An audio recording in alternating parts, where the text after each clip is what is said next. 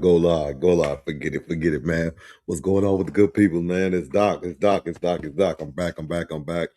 Man, it's been a little bit, man. Welcome back to the channel, Doc TV. Welcome back. Hopefully my mic is good. Let me go. Yeah, I usually test that, but yeah, man. Good people's been gone for a little. We didn't do the Tuesday. Me and the homies really, we really always look forward to doing the Tuesdays and couldn't do it this time, but it was good reason. Son and I, my son started, for those that don't know, started tackle football at U. So he in the building, man. You know what I'm saying with that. So with that being said, parents need to be, especially I'm the assistant coach. I'm assistant coaching on his team. You know what I'm saying? So let's just say I'm the assistant coach, like I'm D1, you know what I'm saying? But hey, shout out to my other coaches, man, my other assistant coaches, you know what I'm saying, and my head coach, they are doing their thing, man. I follow their lead as they go, We're gonna get these boys right. We're gonna get them how they supposed to be, you know what I'm saying, and in the game, definitely, you know what I'm saying. So it's been it's the start, so it's been 5 days a week, so and it's in the afternoon because you got summer and it's still like cats doing their thing, like all for the summer and summer camp, things like that. People are still going to work and things like that, so practice is later and we get into it. But it's been good, y'all. It's been good seeing from where, even if it's just a week or two, seeing from where they just started. I know this is going to happen from where they started to where they just are just in this short amount of time. But yeah, man, if this is your first time to the channel, man, please do me that solid and like and subscribe, and chill for a minute if you can, man. Drop something in the comments, whatever have you. We going live, just chilling. It's some couple things I wanted to react to. I usually catch up on the Truth After Dark, but just like it is what I'm saying with the schedule. I wasn't able to fully tap into this, but they had Karlous Miller on there, so I got to support Paul P, City of Champs. I got to support AZAR.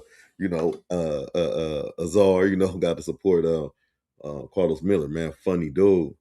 I'm so interested to see what the rest he was talking about, man. We gonna get into it a little bit, man. Hopefully y'all enjoying y'all weekend, man. It's been hot as oh yeah, man. It's been hot, but we about to go into it, man. We're about to go into it.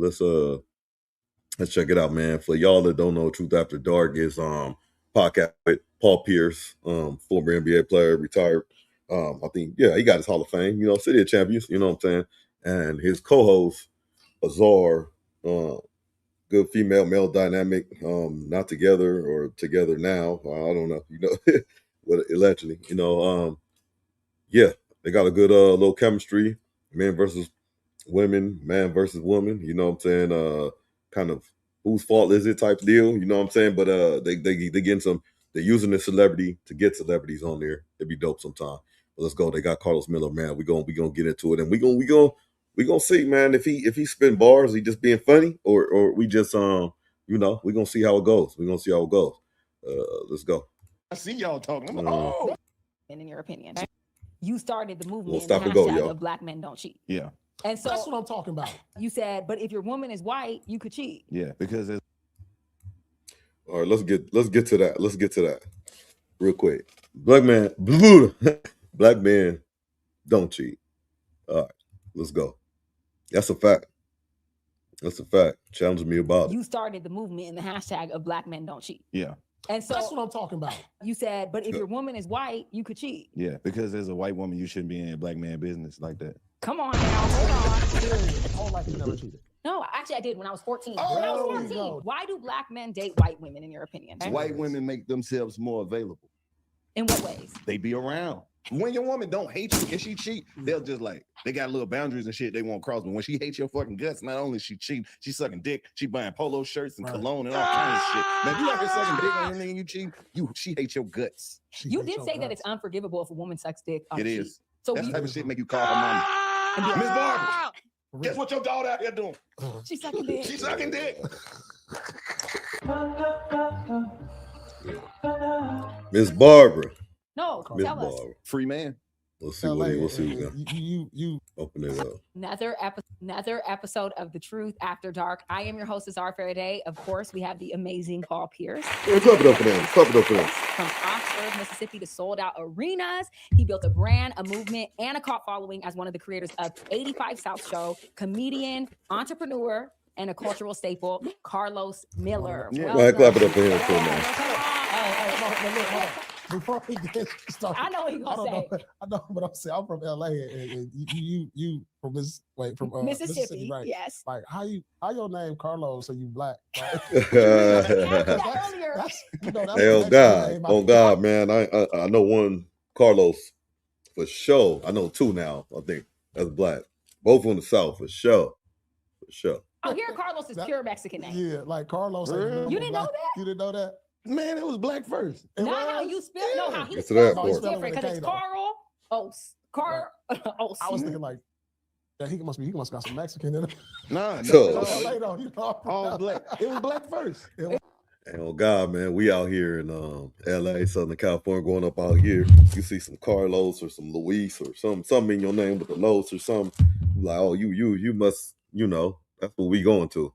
Thinking you Mexican. Everything was black first. I gotta do the research on that. That's it. Everything is black first. I agree with you. It was like black that's first. a bar. Do you even know what Everything is Karlous black means? first. No, Karlous tell means? us.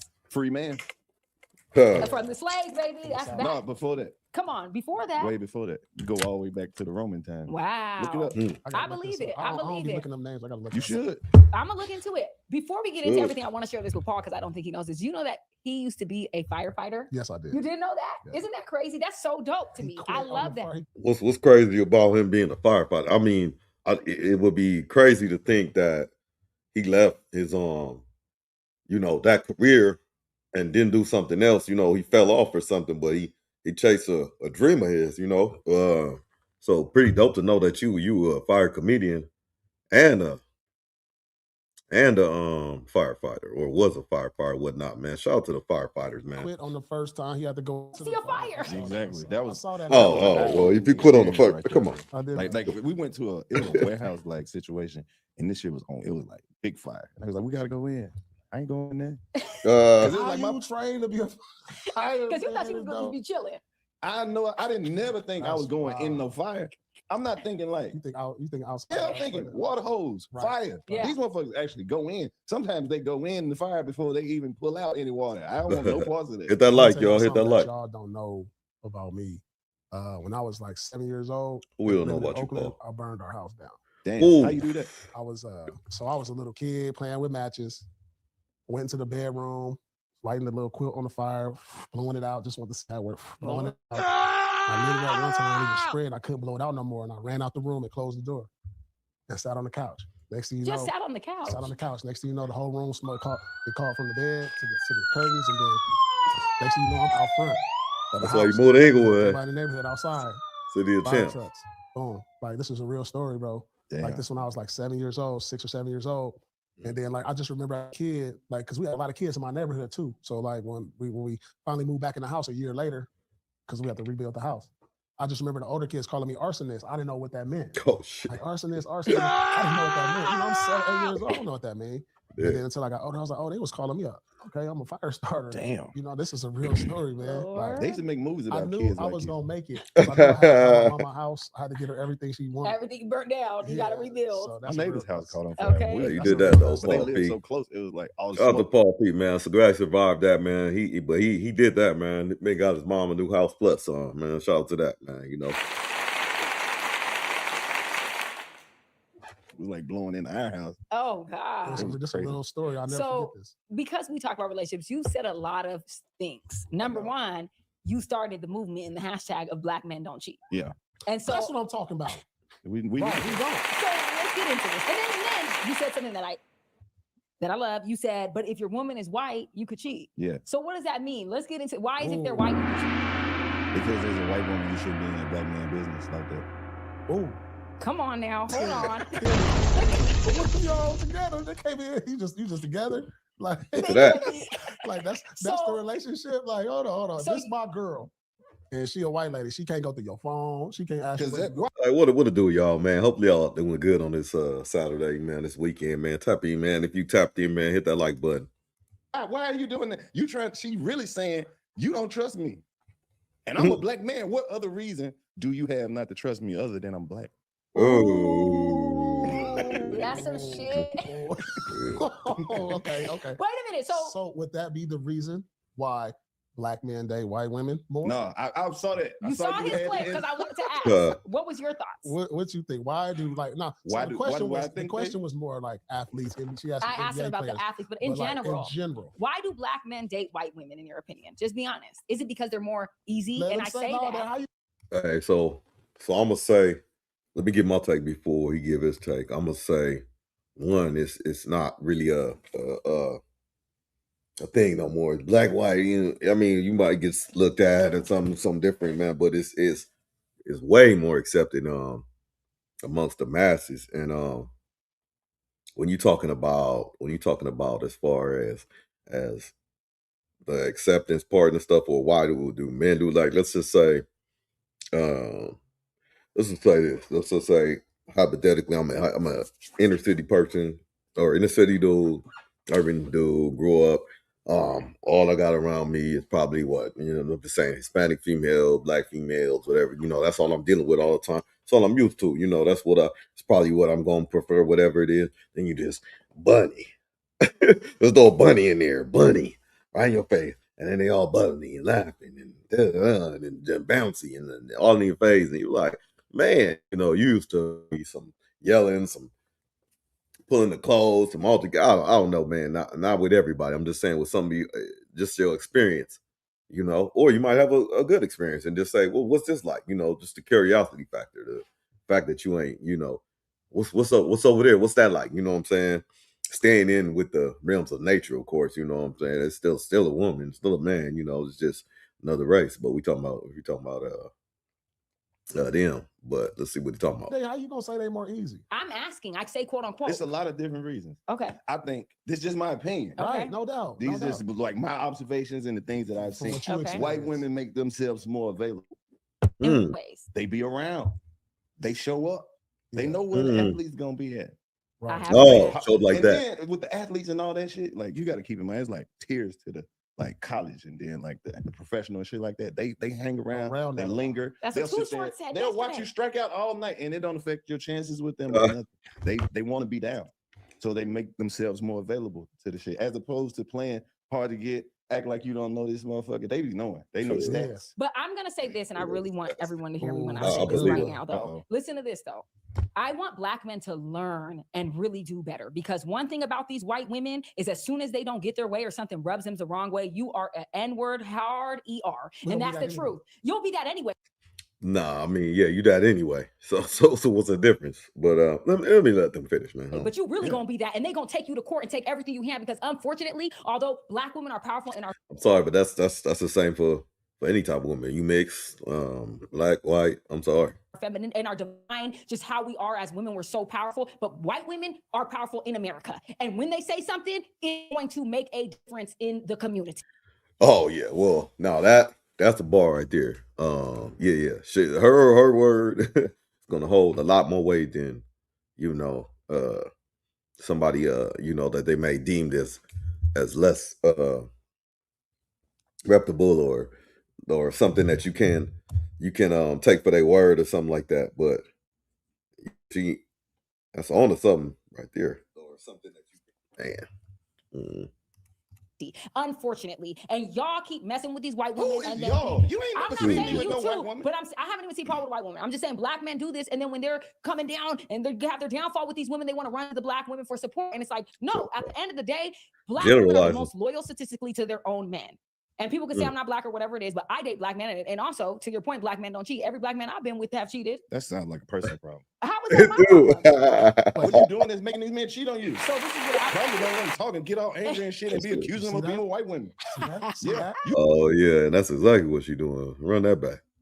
really gonna be that, and they're gonna take you to court and take everything you have, because unfortunately, although Black women are powerful and are feminine and are divine, just how we are as women, we're so powerful, but white women are powerful in America. And when they say something, it's going to make a difference in the community, unfortunately. And y'all keep messing with these white women. Who is y'all? You ain't never seen me with no white woman. But I haven't even seen Paul with white women. I'm just saying Black men do this, and then when they're coming down and they have their downfall with these women, they want to run to the Black women for support. And it's like, no, at the end of the day, Black women are the most loyal statistically to their own men.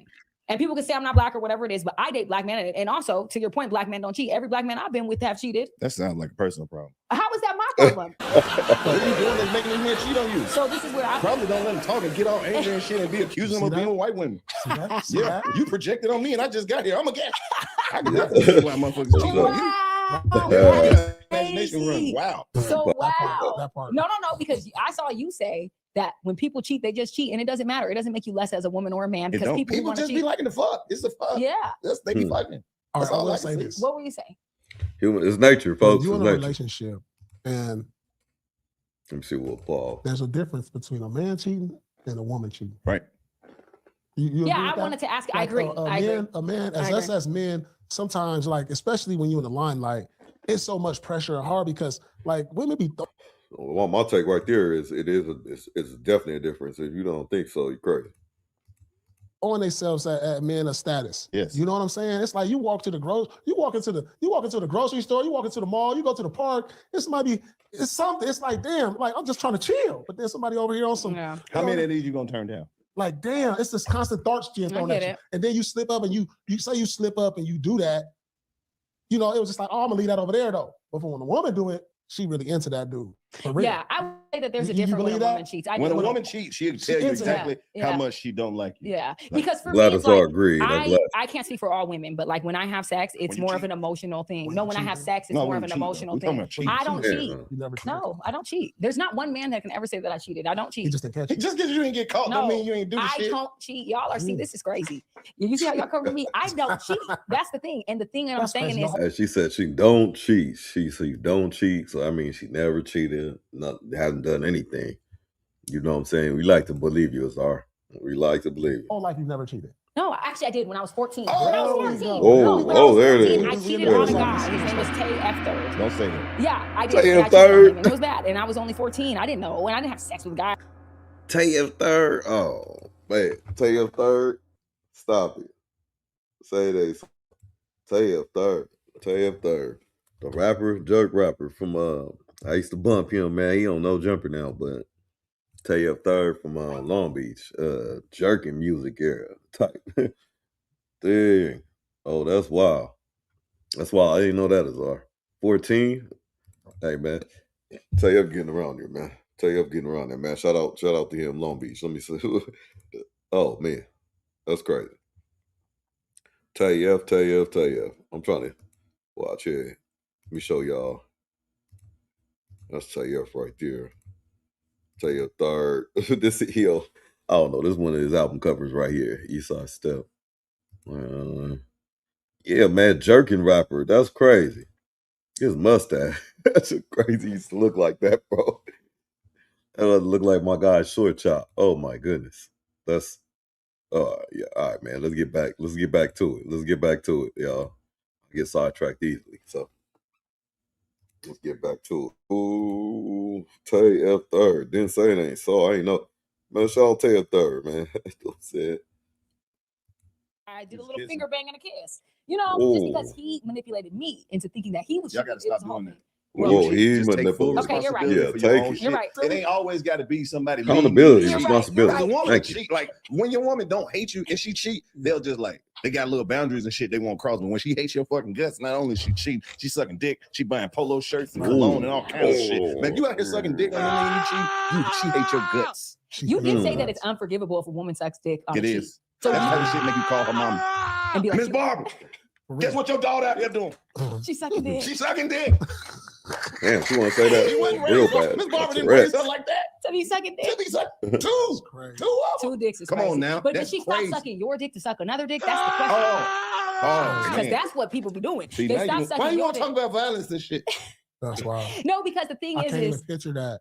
Like I can't even picture that. Like if I'm Like, Oh, it's hurting you. You can't even think I about it. can't even picture that. Like because you know that's a different level. Like on my wife or somebody that's like that you like boom boom boom, and then you catch them that. It's hot crazy. That's gonna be like. I feel like ain't no cheating coming back. is forgivable. It's not a deal breaker for me. But I also feel the same way. If a man was eating a woman out, that's so intimate. Like, why do you have to eat and cheat? Like, you could just cheat and a fuck and a suck and keep it pushing. But why are you eating and cheating? That's crazy to eat and cheat. Eating and cheating is Cheating with a little bit of boundaries. Because every man that been with the chick, she's like, I got a man. Now you can't get no head, but you can still hit. But like, oh, okay, she respectfully cheating. Right. But if she out here, I just don't think there's no respectfully cheating. Respectfully cheating. Wow. I said she cheating with some boundaries. With some boundaries. She like, hold on, I can't do that. I got a man. And you be like, I can respect that. I can respect that. I can respect that so she can. See, the thing about cheating for me is I feel like it's worse when women cheat because someone is entering my body. Okay, this is the question, though, Paul. Would you?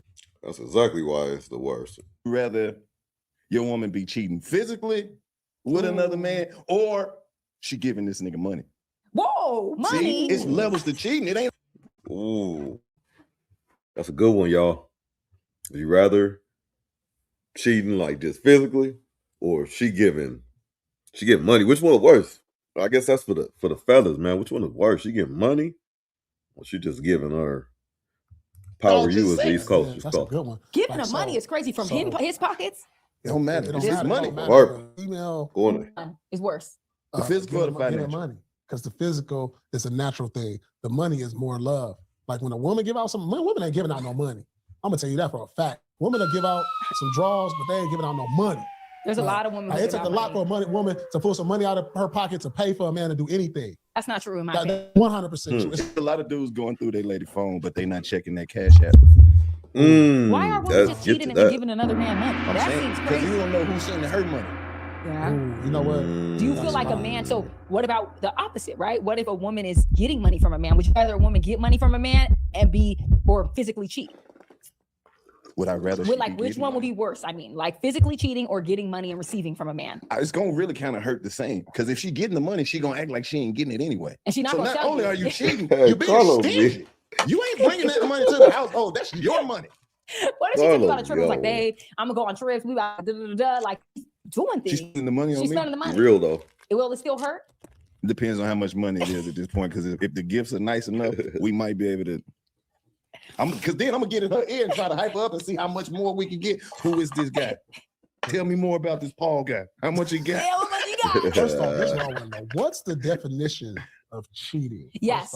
Yes. That can go a lot of different ways. I have one way to say it. So say this. Go. If I'm talking to a girl, okay, is that cheating? I think that cheating is considered anything you wouldn't want your partner to know that you're doing. If you don't, if I'm doing something and I wouldn't want my man to walk in and see me doing that, then that's cheating, in my opinion. Come on, that could be a bunch of you know what I'm saying? You don't want to see your partner coming in wiping your ass. So you cheating? Like let's we powerful people, man. Let's use our words mean things. You know what I'm saying? Hey, take it easy, AZAR. But if I'm doing something that I would be comfortable being like, babe, I was just chilling with Karlous and we was he gonna know as soon as you say my name, we wasn't just chilling. Say like, I'm on bullshit. I ain't nobody's on board. If we was chilling, I was on bullshit. She might not have went for it, but I was on bullshit. Trust me. I'm full of shit. I'm honest enough. Hey, yeah, he was over there. We ain't do it that night. We slept on the couch though. I squeezed the titty. You squeezed the titty. I was trying. You was trying. Say like, I met this girl. I'm with a girl. They got and I met her at the bar. She gave me some bomb ass advice. And I was like, damn, man, you got me out of a rut. I was stressing, man. Give me your number. I would like to talk about this more. And so I talked to her and like, damn, she gave me some, she lifted me up. Like, not like that my girl couldn't, but it's just like she said some really good words of advice. And I got her number, exchanged numbers. Is that cheating? I don't think so. So now I'm talking. Come on. You just said that something like that will be cheating though. Come on, AZAR. And then Paul for sure was cheating when in this situation. Yeah, you're trying to butter it up. Let's go. To her, I buy her some some shoes. No, you Cal. You did Like good looking, good looking. That's no, no, That's already. no, no, no. You went out and got them, or you sent your we ain't assistant never to do it? hugged. I see kids red. nothing. I I see gave her- red. I bought her some No. shoes like good You looking. picked them out, or your assistant just like sent I them? picked them out. Yeah, that's but cheating. No, are you That's- delusional? Yeah, I wish Now, you if it would. didn't cost you nothing, like Paul if you did had that shit. like a sponsorship, like you just sent her something, it ain't cost you nothing, and then you just signed a little card. No. That's friendly Hey, shit. good looking on like that advice The here. shoes is sexy, intimate. That's my perfume shoes. You shouldn't be buying. No, I'm losing it. No. So all I did was buy the shoes. Never All you touched. did. We never had no intimacy. Nothing. That's financial cheating. That's financial. Like, Carlos, come with it. Yeah, you Come cheating. with it, baby. Paul up, coming up It's with- financial cheating. Paul, you know this. You know that's financial cheating. Show. He said We you show know that. that. All right, I'm just asking. He I'm just wants to asking. know. I just want to know. I want to clear it up. Yeah. wanna clear Now it let's up. put it Oh. in reverse. What if I'm a woman? I'm out. A man came to me at the bar. We're chopping and we're vibing. He gave me some advice. He's leading me. He's Are teaching you in a me. relationship? Yeah. Why are you out here vibing with people? Exactly. See, you My already point. cheating. But see, well, I wasn't, he already cheating when he was giving advice. Don't ask me about him. Don't ask me about him. See what I'm saying? He made his own decision to do it. That's I'm what I'm talking saying. about you in this Right. hypothetical Wow. situation. So I'm cheating. But first of all, you shouldn't be out here vibing with nobody. That's where the I anger agree. gonna start I right agree. there. You can have Vibing a with cordial somebody. conversation at the bar, but y'all vibing? Really? I agree. That means if I walk in and I see y'all talking, I'm like, oh, They vibing. they vibing. Mm-hmm. You trying me. So that's what we doing. You out here vibing with motherfuckers. Yeah, you're right. You're right. I agree with you. I agree with you 100%. That's gonna make a nigga walk off and be like, Yeah. wow. You really So, all right, vibing. so here go another one. Okay. Scenario. These scenarios. We got to just clarify. Clarify because he got So the like say answers. I'm at a little lounge, and it's like we all sit, all the seats is taken, and the girl's like, oh, can I just sit right here? She's Foul, sitting on my foul. knee You already fouled. right here, and then my girl walk in. Get me off the pod. And the girl walk in and say, "Is that cheese?" If Hold on, sitting is she right- bad? Because Well- women gonna react different. Like if she look if she a regular, 5. you might be able to. You might be able to. No, but if no. she a 10, it's definitely a problem. That's cheating. Or Is that eight cheating and though? up. But is that cheating?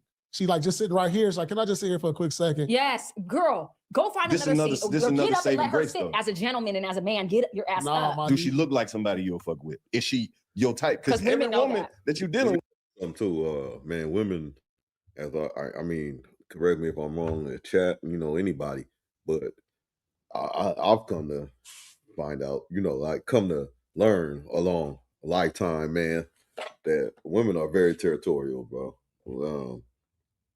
Man, we territorial, but not in it's a more of a strategic way. Women just like, they more like physical with it, you know what I'm saying?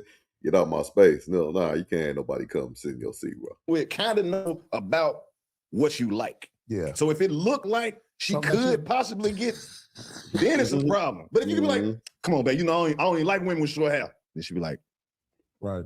Or how about Okay. she's sitting right here though? She's sitting right here. You walk in, and I'm talking to her. Well, but she's Paul sitting done right got caught here. up in everything. Listen, I don't know if it's gonna be cheating, but I'm gonna be very irritated. Like, why are you sitting right here? sometimes you don't get the benefit of the doubt though. Sometimes your girl Yeah, will right. peep the scene before she even say something. Like if she see you like not giving it too much attention, but she doing the most, that kind of like she'll have a problem with that. Like, why the fuck you ain't just get up and leave?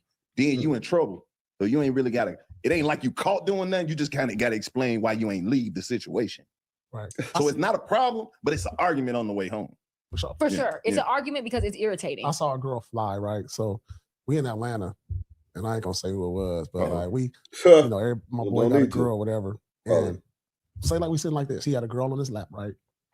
So we been drinking, hanging out, everything. His girl out of state, flew into state, came to where we was at. So I spotted her first, right? So I see her, but I couldn't believe I was seeing her because I know she was out of state. He got a girl next to me on her lap. She walking, and I don't know what I'm seeing. I'm like, But he faded. Well, then when she got You caught, could have gave him a heads up. Paul P done dropped the ball. He could have gave her his boy a heads up or something like, hey, that's her. You know what I'm saying? He could have, but he was truth was high or something. You know what I'm saying? Allegedly, you know what I'm saying? I don't know, man. post, we was at the Shark Bar back then Yeah, in Atlanta, right? At the Shark Bar. I remember her. it's a great Bar, place. bar, Great bar. place. Frank Ski used to do like Thursday nights. And Yeah, remember so who that here, you was, know what I'm yeah. talking about. Okay. He Well, literally it was got hard. through She the girl. joking. I saw a girl fly. This funny, this girl came in, and I'd never seen nothing like this in my life. I looked, everything was going in slow motion. It was like slow motion. This girl walked in, and I was like, man, I told you shouldn't have that girl. on your lap. I was like, damn. I mean, fuckers was drinking. We young. I just don't think this is any the woman young should be in days. any man's lap that's like, if you're not single. Like, But this it's is just young. weird. This is like, I'm 23. I would never sit on a man's lap. That's just not my man. Yes, you done it. The point is let's get She would into never do anything. She's a good girl. She wouldn't do anything. It's okay. One day you drink some more of that shit. And Thank you. She's just, she's not, it's what she doesn't say, what she won't do. Like what she doesn't mention that she won't do is what she will do. So that's what you need to pay attention to. Well, then when she got close, we was at the Shark Bar back then. Yeah. And a bunch of this girl walked in, and I was like, man, I told you shouldn't have that girl on your lap. I was like, damn. I mean, motherfuckers was drinking. We young. I just don't think any woman should be in any man's lap that's like, if you're not single. Like, but this it's is just young. weird. This is like, I'm 23. I would never sit on a man's lap. That's just not my man. The point is let's get. She would never do anything. She's a good girl. She wouldn't do anything. It's okay. One day you drink some more of that shit, and then you're gonna start confessing. I'm saying, like, even if he's not my man, but he's someone I'm interested in. Yes, I'll sit on his lap, but I'm gonna be single. I'm not gonna be in a relationship sitting on a man's lap. I think that's weird. Like, I'm dragging a wagon, baby. I'm not about to be sitting on nobody's lap. That's crazy. Anyways, I heard that you said thinking a woman is yours can break you forever. Yeah. That's so. How do you? Well, y'all want to go check the whole thing out, man? Go check it out. Right, Truth After Dark. That's their channel, man. Give it up for Paul P. You know, and AZAR on there. That Karlous Miller. You know what I'm saying? Cool episode, man. Also wanted to so I ain't gonna do too much on there, but I wanted to get on this. Well, it's a massive fire in the ESPN, but I'm trying to get on this Ryan Clark. That's the one I mostly care about. You know what I'm saying? The firing I mostly care about because it's the most polarizing, and then they try to give like reasons that they did it, and the reasons don't seem to be adding up. You know, when it comes down to it, you know what I'm saying? But like, you know, I like the audience to like to chat, you know, and my viewers to I like to see what they thinking, you know. So this is him, Pat McAfee confronted. What, man? This is some fake NFL icons. This is sad. Boom, boom, boom. So we got man. Should I go Stephen A. Smith with it? I'm trying to dang, he burst out in tears. Well, hold on. I ain't see this one. We gotta see it. So let me. I'm looking at stuff right now. So what I see so far is Ryan Clark got let go. It looks on the surface level, it looks like ESPN needed to cut trim some fat, and that's what they were doing. I mean that's what they seem to be doing. But when you have polarizing figures like Ryan Clark, you've been on there 10, 11 years, and one of their best broadcasters or announcers or whatever it is, it just strikes different. And then it seems kind of fishy, like you've been wanting to find a reason to fire him because he's so good. You can't do it because of his performance, but you know, with all these little budget cuts, you know, cut his head off, boom, and then get the little trim the little fat around the edges. You know what I'm saying? But another reason is they're saying they're taking some of his salary. You know, you're not gonna get rid of Stephen A. Smith, but they want to keep Pat McAfee, and they got to pay him money. So, you know, and then just honestly, man, people are watching like sports stuff from different media outlets and things like that. At ESPN, news, all this stuff is getting out of there. Like it's on some old what's that called? It's just prehistoric now. You know what I'm saying? It's new media out here, that type of thing. But let's go to this. I didn't see his response though, but this right here, Ryan Clark burst out crying tears, exposing ESPN Dirty Days. But this is going to be by Urban Politics, Politicians TV. I'm upset with myself from this perspective. There were signs, but I truly thought for the first time in my life, I worked so hard at something. I was so good at something. Everybody acknowledged that that they couldn't fire me, that they wouldn't fire me, that a company get up. So to me, the signs were always there. And I called, man. Yeah. I called executives. I called decision makers. I called bosses. Is my schedule changing? What's it look like? And it was never a definitive answer. But I think it was never a definitive answer because this was always the plan. Yeah. What's it based off of? Cold gun. Well, hey, to that's address the one head thing zone thing- I'll say before we go on. Like one thing I think like he's good at his job, but look how he carries. Look his cadence, how he talks. Not only he's articulate, but he just carries you like it's a story to be told. You want to hear you hanging on his words and stuff like that. You know. What makes me a little bit sad about myself is I did adjust who I was to try to keep my job. I did have meetings with people and say, okay, like, what makes me sad is even in trying to adjust to be at least more of what certain people wanted, they still fired me. And so people to figure out what you can do. Did anybody give you a heads up? Yeah, I gotten some heads up. I mean, summer ago, Stephen A sat with me, took me to lunch in Los Angeles.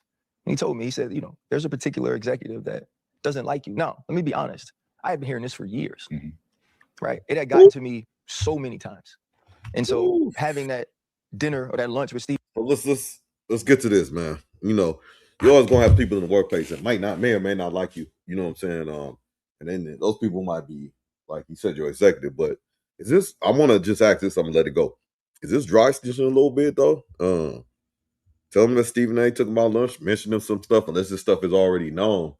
Now that he's out, he's like, I'm gonna let it be known because I know it's not my job's not hanging in balance. Is that like, you know, dry snitching a little bit? Stephen A was just confirmation of it. He's like, you need to go set a meeting.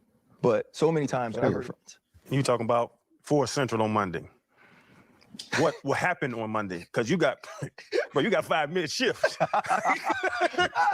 Get fired halfway through that job. Hey, Chad, great. To bed. I wasn't laid off. I was fired. Oh, right. Good point. Because I was wondering. Layoffs as a cover and a camouflage for what they already intended on doing. But there was no cause for it. Right? So because there was no cause for it, you could just fire me. So you had to wait to the layoff so you could camouflage it and veil it, right? But here's the other thing. If I was laid off, like everybody else, they came out on Tuesday. Mine came out on Friday. I get the call.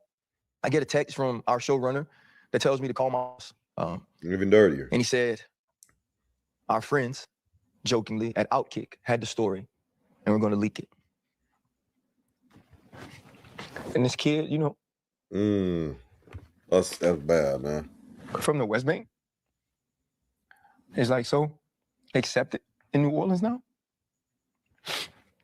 Like, I wouldn't change that. You know, never. You know, like, all I ever wanted to do was be accepted. That's crazy. You know, and want it. So yeah, like that, I wouldn't change. You know, if you ask me, probably the first like Monday of football, when all my friends get to do something like we did, like super special together. Yeah, I'd probably change it. Yo, it's Big Ant, the spokesman. We back. Another edition of Urban Politicians TV, UPTV. Make sure you stay on your pivot at all times, man. Clap it up for him, man. As Ryan Clark has now sat down and gave an official response to everything that went down with ESPN, the build up and how it all played out Monday when he was fired live mid-air during the NFL live show. And I had a link in the description where you can watch the clip at the beginning in full on the Pivot podcast, which is his show, Shannon Crowder and Fred Taylor, as they've been going up and doing their thing on that for a while now, having different guests. They got viral moments on there and everything. And I have to be clear here when I say this, because there's several layers to it. I'll be honest, bro. I don't like dog crying right there. I'm going to keep that all the way 100. How he feels is how he feels. But for me, my pride, my ego, I would never let ESPN, the execs that he speaks on, or anybody in this world that don't like me, see that they got. I understand what he's saying, but damn, why you have to put the little slow motion crying face like, and how y'all leaning into it like that? That's bro. Right. I don't like dog right there. I'm gonna keep that all the way 100. How he feels is how he feels. But for me, my pride, my ego, I would never let ESPN, the execs that he speaks on, or anybody in this world that don't like me, see that they got me emotional in any standpoint. Even if I'm emotional about what I've been through in my life, I'm not connecting it to this story right here when the whole world is watching. And it's like, bro, you lost your gig, you lost your job. it's hard. It's tough. Everybody take things differently. But me, I'm not going out like that. I'm just keeping it all the way 100. I got to be straightforward with y'all. I've had jobs. Chin up, chest out, y'all. Chin up, chest out. Man, been to the NFL. This and let me say this. I haven't grew up with this dude, but I know for a fact he from the South, from like the country. You know what I'm saying? From humble beginnings. You know what I'm saying? So he made it big time, bro. Big time. We know who Ryan Clark is. Steelers, Pittsburgh Steelers, and then made another career on the analyst. But you know, it is terrible when you have look at the situation with the Navy. You're gonna have a lot of people getting separated over a medical condition, and some of these people are your top talented, best people you have in the Navy. You know what I'm saying? You're taking away a lot of talent just for a personal thing or something that you think is hindering, or you're trying to say is hindering something. It just seems so personal with this thing. You know what I'm saying? And it's probably a lot of ego involved here. You know what I'm saying? And he's been dealing with this for years. You know, it's probably hard just going to work and every day you walk in, you don't know if you're going to get let go or not. You know, that's no way to live. In the past, got fired, laid off, and all of that. That's not happening in front of the world with everybody watching, and it's coming off a little bit performative, just keeping it all the way 100. But everybody takes differently. After working for them 11 years, they did me dirty, wrong, and it's only a couple execs from what he's explained. We're not going down that lane at all. But with this being said, he gave the breakdown that he most definitely, the Black Pride, him standing up for blackness and racial issues on the show, played a role in it. Some of the execs, or one of the execs was which one of the main ones, had an issue with that. Hey, I don't want him using this ESPN platform to push what he's trying to push. Basically, like, come over here, talk sports, and do your job and go home. He said he even dialed back on it to try to keep his job. And that's the #1 rule right there, bro. It's going to be what it's going to be when you work for somebody else, bro. Especially a corporation that's Disney at the top, ESPN underneath. There's corporate America. Bro, anybody, they can get anybody to fill your position. You feel like you're great, as you should.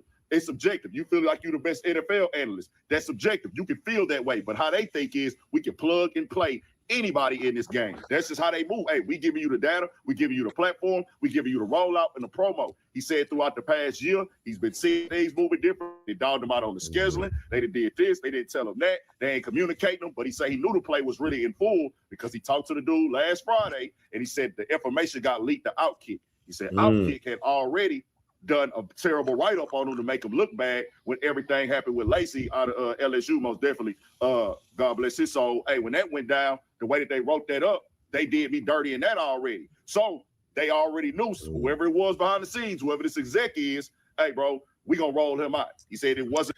And shout out, I'm just going to say this, shout out to the people that have a platform that do talk. I know it's hard to speak up on certain things because of sponsors and all that type of stuff, man, because as hard it is to get it, it's super easy for them to take it away, you know. So shout out to the people that's pit position or even just willing to wager everything, you know, to speak on something that's righteous, you know what I'm saying?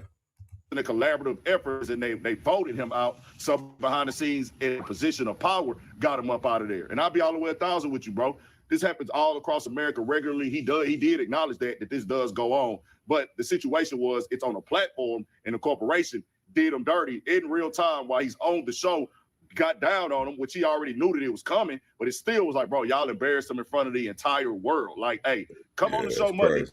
We already know that you're finna get fried on Monday. Come on the show Monday, and we still gonna dog you out mid-air. We not letting you get up out of here without embarrassing you at all. He did address some of the rumors online with Stephen A. Smith. He said, nah, Stephen A. Smith been hit me to the game. Different people that hit them to the game. He said, it ain't nothing Stephen A. Smith could do on the job. And trust me, I know that Stephen A. Script reader Smith, it ain't nothing he can do to make the man keep his job. Stephen A. Smith, the script reader, do not run ESPN. He don't call no shots over there. He does as he's told over there. That's his job. He's already told y'all, I'm going to do what I got to do to get my bosses paid and make sure I make them money. He go in and, hey, I'll play the political stance. Hey, I know that dude over there don't like you set up that meeting with him, bro. It's straight so you can stay up here because he do rock with Ryan Clark, no doubt about it. But people ran with that narrative. I knew that Stephen A. Script writer Smith. I see Emmanuel Slacho jumped out there with that. And that dude right there is real sad in the YouTube game, and we'll get on him later. And I didn't even know, bro. He had Shannon Sharp's and Skip Bayless old Undisputed channel and named it his new YouTube channel that he been running. But the channel was already built up big with that following on there. And he trying to act like he could give some game on YouTube. Now he dissing Shannon Sharp. Man, get up out of here. How you gonna diss me using my old YouTube channel? Knock it off, man. There's several conversations in this right here. They most definitely dogged him out. That's why I tell y'all it's real deal Holyfield. That's all I'm gonna do is spill it. And we gotta come on here and let everybody know. You gotta get out here, grind, kill it, do your thing. Yeah, man. Go to Urban Politicians, man. That way, right there, Urban Politicians TV, man. He got it cracking over there, man. He speaks on a lot, man. You know, I just say, man, it's tough to see a man. You like, he explained the crying thing pretty good, but it's just something. It is something to see that, and if whether it's theatrical or not, you just got vulnerable, put yourself out there, and then it's like, do it even matter anymore at this point?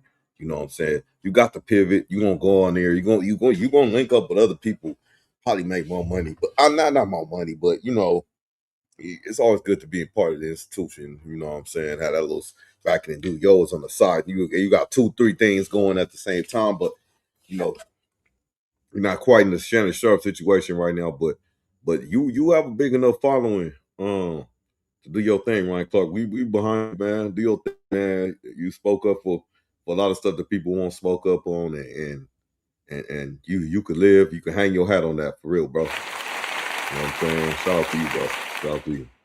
You know what I'm saying?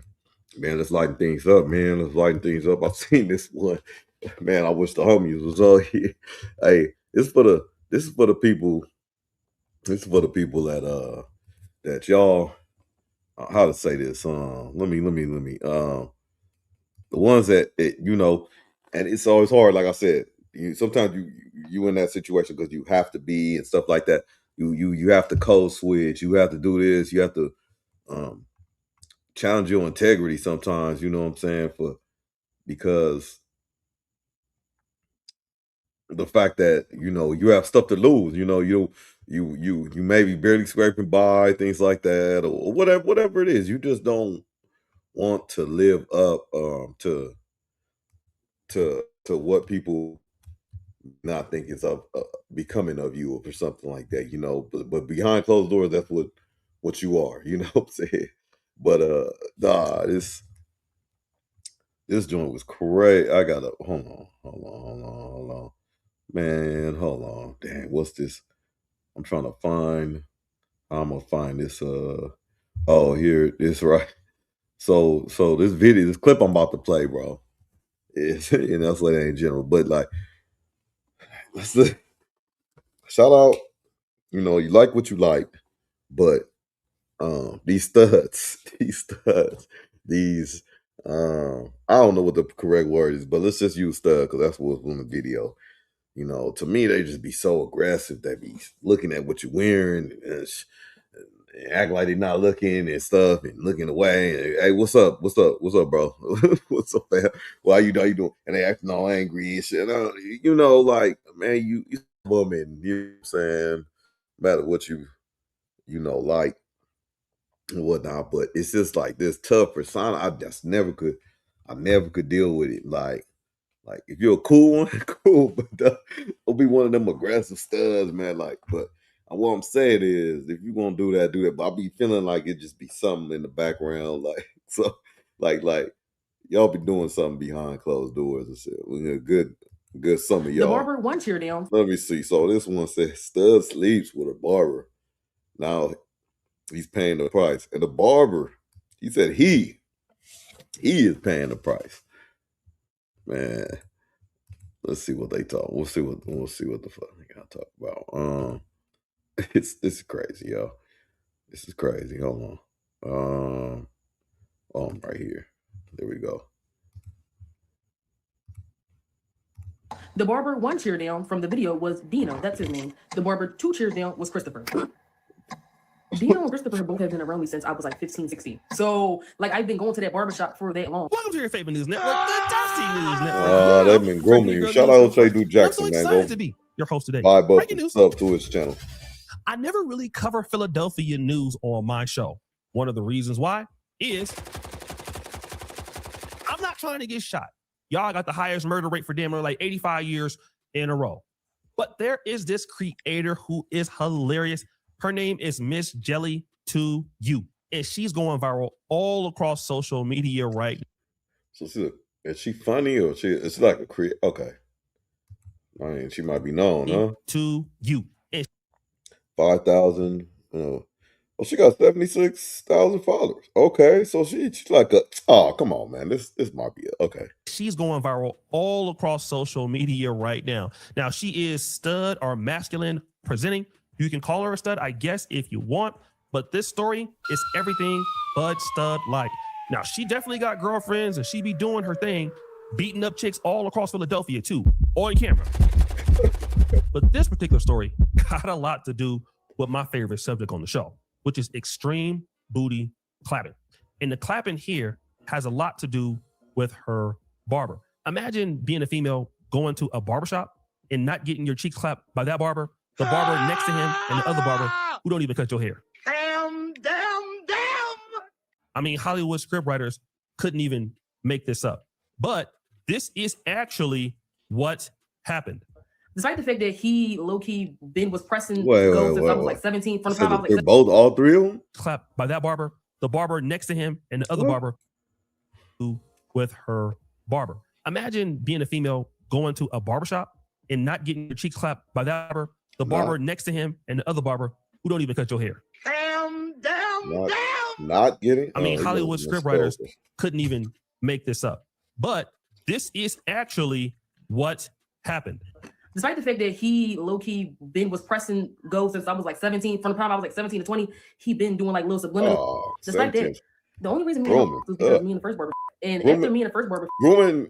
Christopher gets back to Dino from my actual barber, because my actual barber. Grooming a stud is crazy. Crazy. Grooming, period. First of all, it's despicable, but look. I didn't. The actual nigga that was actually cut my hair in the shop, it was just the nigga that was 2 chairs down and 1 chair down. You know, it was a lot going on. Regardless, my actual barber tells Dino that me and Christopher. So now Dino wants some shit feeling like wow before me. And I'm just like, sorry, you was out of town. Like, I felt like doing what I wanted to do now. I'm not waiting for you to come back from Jamaica and your little world tour.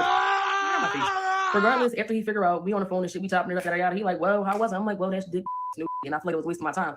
He like, yeah, like, I can offer you better. I can offer you more. I can do something for you. And my hope, before we even continue, yes, he ate on his promise. 10 out of 10. I'm not gonna lie. But everyone on the phone as he says it, I'm like, when I asked, did you want to the previous year? Because you don't seem too you deep in on the other side right now. Promise. 10 out of 10. I'm not gonna lie. But everyone on the phone as he says it, I'm like, when I asked, did you want to the previous year because you were sending them signs, you told me no. You looked appalled. You like, what? I would never want to, even though you over here asking me like, can you teach me how to can I come to your crib? Very obvious. This like, no, yada yada. So we on the phone. I say that shit to him. He like, no, I'm playing out you. I'm like, all right, so let's get it popping. We on the phone. We have a little consultation. We discuss, and he didn't show me the dick. And before he showed it to me, he like, you know, I don't see other amount of penis. Like I don't see other amount of penis, you know. So I don't know if penis big, you know, beating around his dick. I mean small. Beating around the bush to it shows to me. I'm like, oh, that ain't nothing. That actually was smaller than the other barber did. So it was like, damn. Regardless, I'm like, you can make it. I've heard positive things about Jamaica, so let's try it. Phone consultation. I think this is crazy. So she just going around. She just the barber slayer, huh? Okay. I think like either later that day or the next day he comes over, and that's where we get this lovely picture from. So that's kind of the beginning part, right? So she let one barber clap. Wait, there's more. The second barber clapped, right? But then there was an issue with that barber that clapped. 2 years ago, right? Me and his had inappropriate relations, and before a dick ever even entered, me and him had a confidentiality agreement. Hey, what's crazy is she's still going to the barber. look at the line. Look at the cups, perfect, the asymmetric. Oh, bro, this is crazy. We both agreed that we would and then shut the up, and I always shut the up. But it's so crazy that from 2 years ago till now, people ask me that I man. And it's crazy because if it was only 2 people in the room, a thick ass with a lineup and a thick ass Jamaican has a lineup, and the thick ass with the lineup, shut up. The thick ass Jamaican the only one that could have been opening. Yeah, and it's just like It's just so crazy that I really honored our agreement. And then to my surprise, 2 weeks ago, a bitch in my live, like, of course you gonna honor it. did I my barber? No. Did I barber 2 chairs down from my previous barber? Well, actually 1 chair down, my bad. 1 chair down from my previous barber? Yes. Oh my God. But I didn't do a story time about the one that was 1 chair down. I did a story time about the one that was 2 chairs down. So I'm thinking she's talking about the one that's 2 chairs down. She like, no. I'm talking about such and such. She said the name. I said, well, how you know about that? Wait for it. She's like, oh yeah, he's my barber. I guess he was trying to get me to as well, and he showed me y'all, videos and pictures. I said, not only did the break the confidentiality agreement, this nigga showing our inappropriate images. Mind you, I did that nasty, naughty photo shoot in private and in confidence. Like, you just, like, not only was you the one who made the agreement, but you just showing people all this shit that we did. And I was paid. Like, I never told nobody that in the midst of you having your penis in my face, you took that out and put your ass there. I never told people that you like your ass ate and you were a Jamaican man. I never told people that. So why is every time I turn around, people asking me that I that? Hey, let's get it correct. I'm judging her, but hey, whoever these barbers is need to come to the forefront. You know what I'm saying? Hey, y'all in violation. Y'all passing around stud. Y'all lining her up still. Oh my God. But bro, every time we interact in public, you make it very obvious that something occurred behind closed doors. It's never just a normal interaction. Every time they teeth and palms, his smile up to here, it gets scary. And then aside from that, this shit, like he'll dap everybody else up and then come and give me a hug. He did not being literal, but you get what I'm saying. It's just like the is doing something that was the opposite of what we agreed to. And then we fucked years ago, and then 2 weeks ago, somebody come to me saying that you didn't show them shit of us, and then you told me you deleted that. Now, she actually put out the photo of the dude that actually was the barber that clapped. Now, that's crazy. She got photos of him, and then he recording videos of her, but he's supposed to have a girlfriend, and the whole entire time, they're supposed to have this under wraps, but they both taking pictures of each other. Meanwhile, she's supposed to be a stud, but she's not really a stud. I'm really not knowing what's going on. She's like pan-clappalism or pansexual. I don't know really what's going on here. I'm confused. All I know is that she is hella funny. You need to go and check her out on TikTok. Her story times are the best. I mean, she be beating people up. She be getting clapped. Everything is like, listen, this is probably the most funniest creator, like just naturally on the internet right now. Go over there, subscribe to her on TikTok, and she's on YouTube here. Let me know. But go ahead over there and check out how people getting their cheese slapped in the barbershop. Next story. Imagine it was your birthday. It was time for you to go to your favorite restaurant because you wanted to get something to eat. Yeah, man, that was wild, man. Let's see what else we got on here on top, man. It's just Saturday, man. Going into Sunday morning, man. Just chilling, politicking. You know what I'm saying? Just cruising through, man. Just cruising through the metaverse and see what it do. Let's see what we got out here, man. Let's see, man. I don't even want to talk about that. Yeah, no, that situation. You need to get that together. You know, but we're just gonna leave that alone. Hold on 1 second, though, man. We're gonna stroll through, see what we got. Hey, man, it might be a little. Let's see what. Hey, bro. Man, shout out to my dude, Damian Porter, man. He be coming with some of this. His commentary is crazy. Let me see. I saw one that he had. These are the videos. Man, hopefully y'all doing good, man. Like I'm saying, man. Hopefully if y'all made y'all money. Hopefully y'all made y'all money this week. If y'all didn't make it this week, man, y'all making it this weekend. You know, trying to strive to do what you need to do. You know, and hey, can man hit that like, man, hit that like. You know, sub up.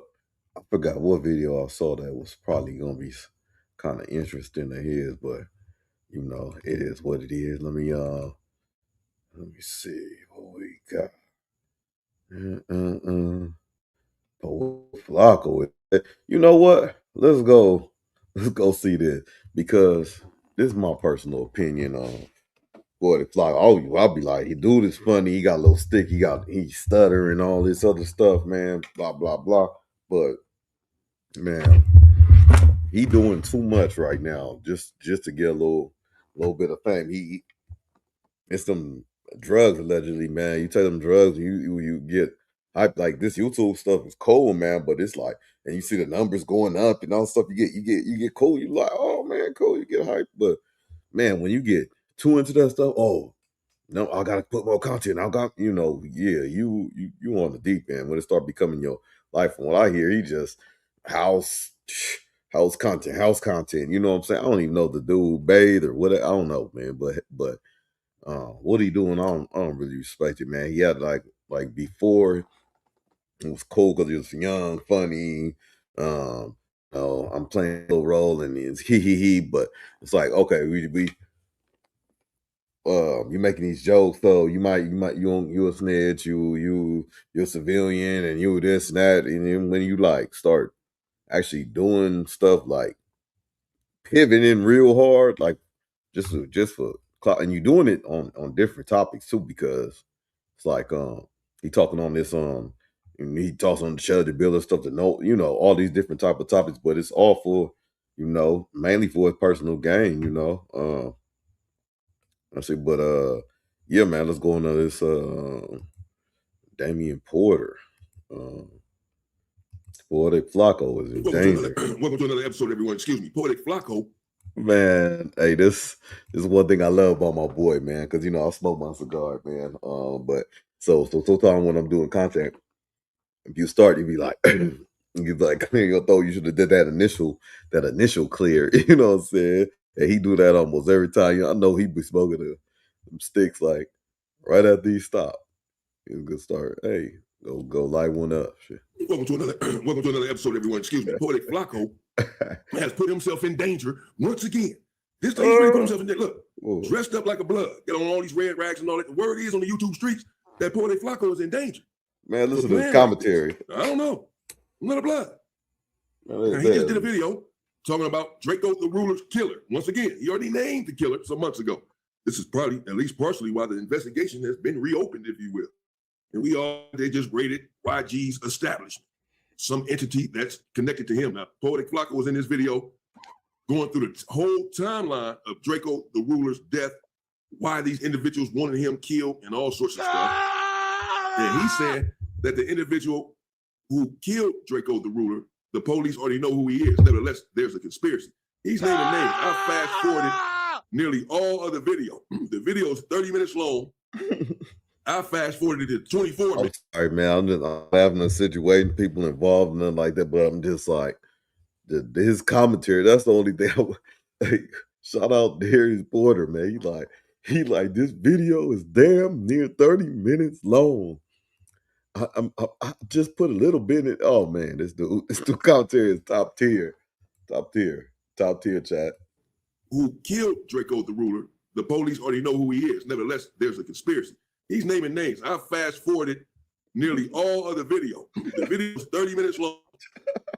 I fast-forwarded it to 24 minutes.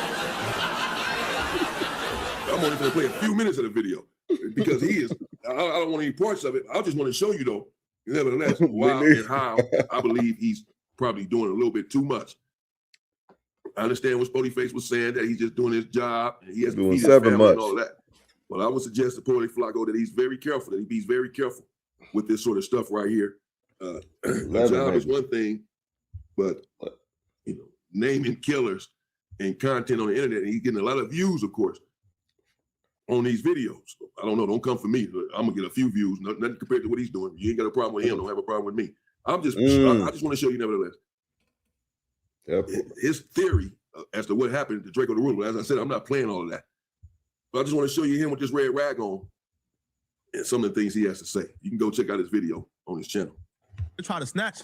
So now you see everybody is now walking back towards where the dudes who try to snatch. That's my first time I'm kind of fucking with this, because I like, this shit is clown shit. Like, bro, motherfuckers get chipped for less than shit like this. He playing around because he thinks shit is sweet. Like, people like this ain't seen nobody shit gets split. Nothing like that in their life. You know what I'm saying? Never had nobody close in get chipped. Not saying I wish it on nobody, but you know, you wouldn't be playing like that if you had the reality of what can really happen. Containers, which again was the B team, right? The Bloods, the United Congregation of. And he names Munchie B in here a few times. As the Munchie B wanting Draco the ruler there. I mean, straight says his name. I'm just telling you, I'm not playing that part, but I'm telling you, he says Munchie plays. I mean, they have a beef going on, him and Munchie B. But they taking it to another level right now. He's trying to help solve this case on the internet. The Bloods. And there you see Draco right here. So let's pause real quick. So there you see Draco right here. So, Draco is Soldier.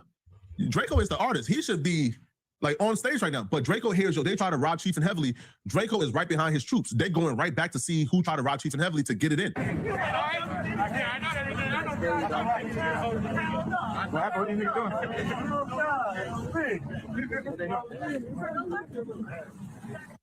So Draco and them got about 10, it's about 10 soldiers with them. The rest is like girls and white boys. And then you see Coop, which is like Draco's security guard right here. Hold on, man. 30 seconds you just watched, that's the entire timeline. They literally hopped out, walked in, and within 2 minutes, it was Frankenstone murdered Draco the ruler. But the thing is, this is a trouble they might come across is, how do you bring a RICO conspiracy against multiple gangs? I thought I fast forwarded it enough. I don't know what happened with Draco the ruler. I've heard rumors, who may have done it like everyone else has and who he was beefing with and all this. I don't know anything about that man, about his life, about his career, or any of that, and who may have wanted him dead and all this, and why. I have no idea. Poetic FLAKKO apparently knows way more than me, and I'm from LA. He knows everything about the situation, about the case. Exactly. I don't know. Perhaps he does. I was locked up at the time.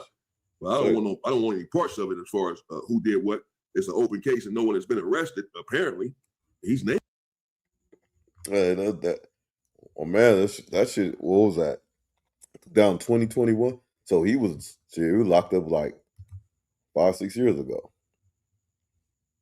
Anyway, Him and individuals, but the police apparently do not agree because this individual who he has named some months ago, and again here in this video, has not been arrested. So I don't know. I'm just again, I don't mean to fast forward everything, but I'm just trying to show you some of the stuff that Poetic FLAKKO was over here doing on this channel, man, solving these cases and putting it. I mean, he just went through this whole video. As I said, 30 minutes long, he goes through a whole timeline, naming a lot of names, who's involved in the conspiracy, who YG's bodyguards are, why Munchie B wanted the dude dead. I mean, all kind of shit. And I don't know. I'm just saying, Poetic FLAKKO needs to be careful. Should be careful. There's a lot of content out there without doing this sort of content. And why dress up in red? What's the red rags and all that for? Like, is he mocking the Bloods? All of the Bloods? I mean, he's saying he's a part of the B team. Obviously, he's not. He's sitting here trying to get the B team arrested and put in jail or assisting with that. I'm sure his content alone can't get someone locked up.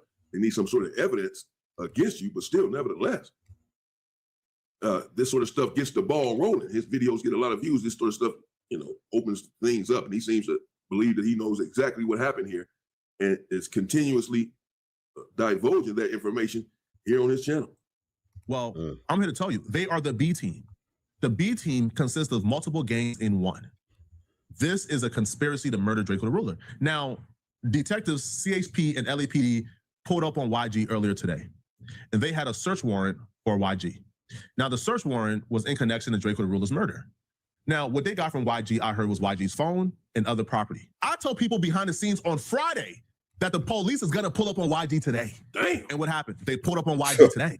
Now, they detained him because they had a search warrant. How the hell did you know on Friday? This commentary. Today is Friday. So you knew last week, 7 days ago, you knew last Friday that the police was gonna pull up on YG? How the hell did you know that? How did you know that, man? How? The hell? What you mean you knew last Friday that the police was going to pull up on YG? How would you know that? You can speculate and say, well, the case is heating up. They went to No Jumper and spoke or tried to holler at Munchie B and Adam, the federales did. So you just surmise that they're going to holler at YG next? Right. Or you got some inside information that to where you would know a week prior that they're about to go holler at Munchie B. I don't know, man. This is nasty work.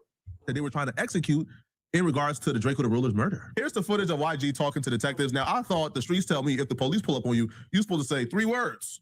All right, call my lawyer. But now YG is having a conversation. So they're walking with YG. I guess they're like walking YG towards wherever they're trying to take him to get. Okay, so what? YG snitching now? They coming for him. It's not about him snitching on someone. They coming for him. He's having a conversation, probably not having a conversation with him. You know, looks are deceiving, videos are deceiving. You can edit videos and make things appear a certain way. I'm sure he's discussing with them. You know, they're clearly asking him questions. They're there to raid his place, serve. And bottom line, man, this is bullshit commentary by FLAKKO. Like he just trying to put together more shit than is even there. That's one. And then you got the top tier commentary where he just cleaned up all your shit. Like, it's common sense, all this stuff. You know what I'm saying? Homicide search warrant is what they had yesterday morning at 6:30 a.m. when they served the search warrant on his suburban property. Burbank. He was in Burbank. His Burbank property. Burbank property, excuse me. And I'm sure he said, if they're asking him, where do you have any guns in the house? Where's this at? Who sleeps here so we won't raid, you know, whatever. I'm sure he's asking them, what are you doing here? Hey, I'm laughing though. But go over to his channel and subscribe. And good content over there. But hopefully nothing is really wrong with him. But is he be clearing this? He be whatever. Getting his narrative off. Probably asking a couple of legitimate questions. Just because you see him right there speaking to him after they pull up and about to raid his property, he has a right to try to get to the bottom of it and find out what's going on. Doesn't mean that he's going to sit there and have some long conversation with him. Whatever they want to get from him. They even brought the SWAT with them too. So like CHP, I think, are the ones who are in like plain clothes, and then LAPD came like in whatever they came in. But yo, YG's head is down, bro. Yo, he know he effed up, bro. Yo, they murdered that man out of pure jealousy, man. This is just crazy. They already know who murdered Draco the Ruler. Frankenstone murdered Draco the Ruler. Eyewitnesses have said it. He's the prime suspect. He murdered Draco the Ruler. They don't care about Frankenstone, bro. I don't know how to put it. They don't care about Frankenstone, bro. They know Frankenstone did it. Frankenstone is already out on bond on one murder. Yo, and if you look at Frankenstone's defense of that murder, bro, it's like, yo, it's laughable. That doesn't make a lot of sense, bro. So you're saying that the police know who murdered Draco the Ruler? Right. Because you have named this individual. I guess now we see Frankenstone that he's named. Whoever he is, wherever he's from. He named this, take it easy of blood. So the police know as well, just like you know, according to you, that Frankenstone killed this man. Now they're doing all of this investigation. They're going around asking to speak with Munchie B and Adam. They just searched YG's property, detained him. And all the while, they already know who done it. Yeah. What are they doing all this for? So the individual who perpetrated the crime is out on bail for yet another murder, a different murder. And they're just letting him hang out on the street on bail for murder. Right. While they know, according to him, they know who killed him. They know that he's guilty of another murder, Draco the Ruler. This individual who they're allowing to hang out on bail to kill someone else, apparently he's a serial killer because he's out on bail for another murder. But they know, according to him, they know who did it. They know that it's him. They know that he killed Draco the Ruler. It's been 5-6 years. And he's out on bail, out on the street. You have to walk around him. You have to see him at night as you're walking to your car, getting off from work. And yet they're going to let this murderous individual stay out here on the street, out on bail. Why? Why not going to arrest him for this murder? Since they're so concerned about it, they're so concerned that they're searching people's homes and all of this, whatever they search, they're doing all this, want to question people, speak with people, calling people. They didn't reopen this case. It's hot. It's heating up. They're so concerned about this case and about who killed him. And the whole while, they already know, even if they know that he's the one that actually did it, but they just want the conspirators. This is what he's trying to indicate. But they don't even care about the perpetrator. They care more about the people who conspired. I'm telling you, man. They will still care about the perpetrator, the person who actually pulled off the murder. try to get the individual who did it and get him incarcerated and get him to talk about who was involved and who conspired with him or what happened.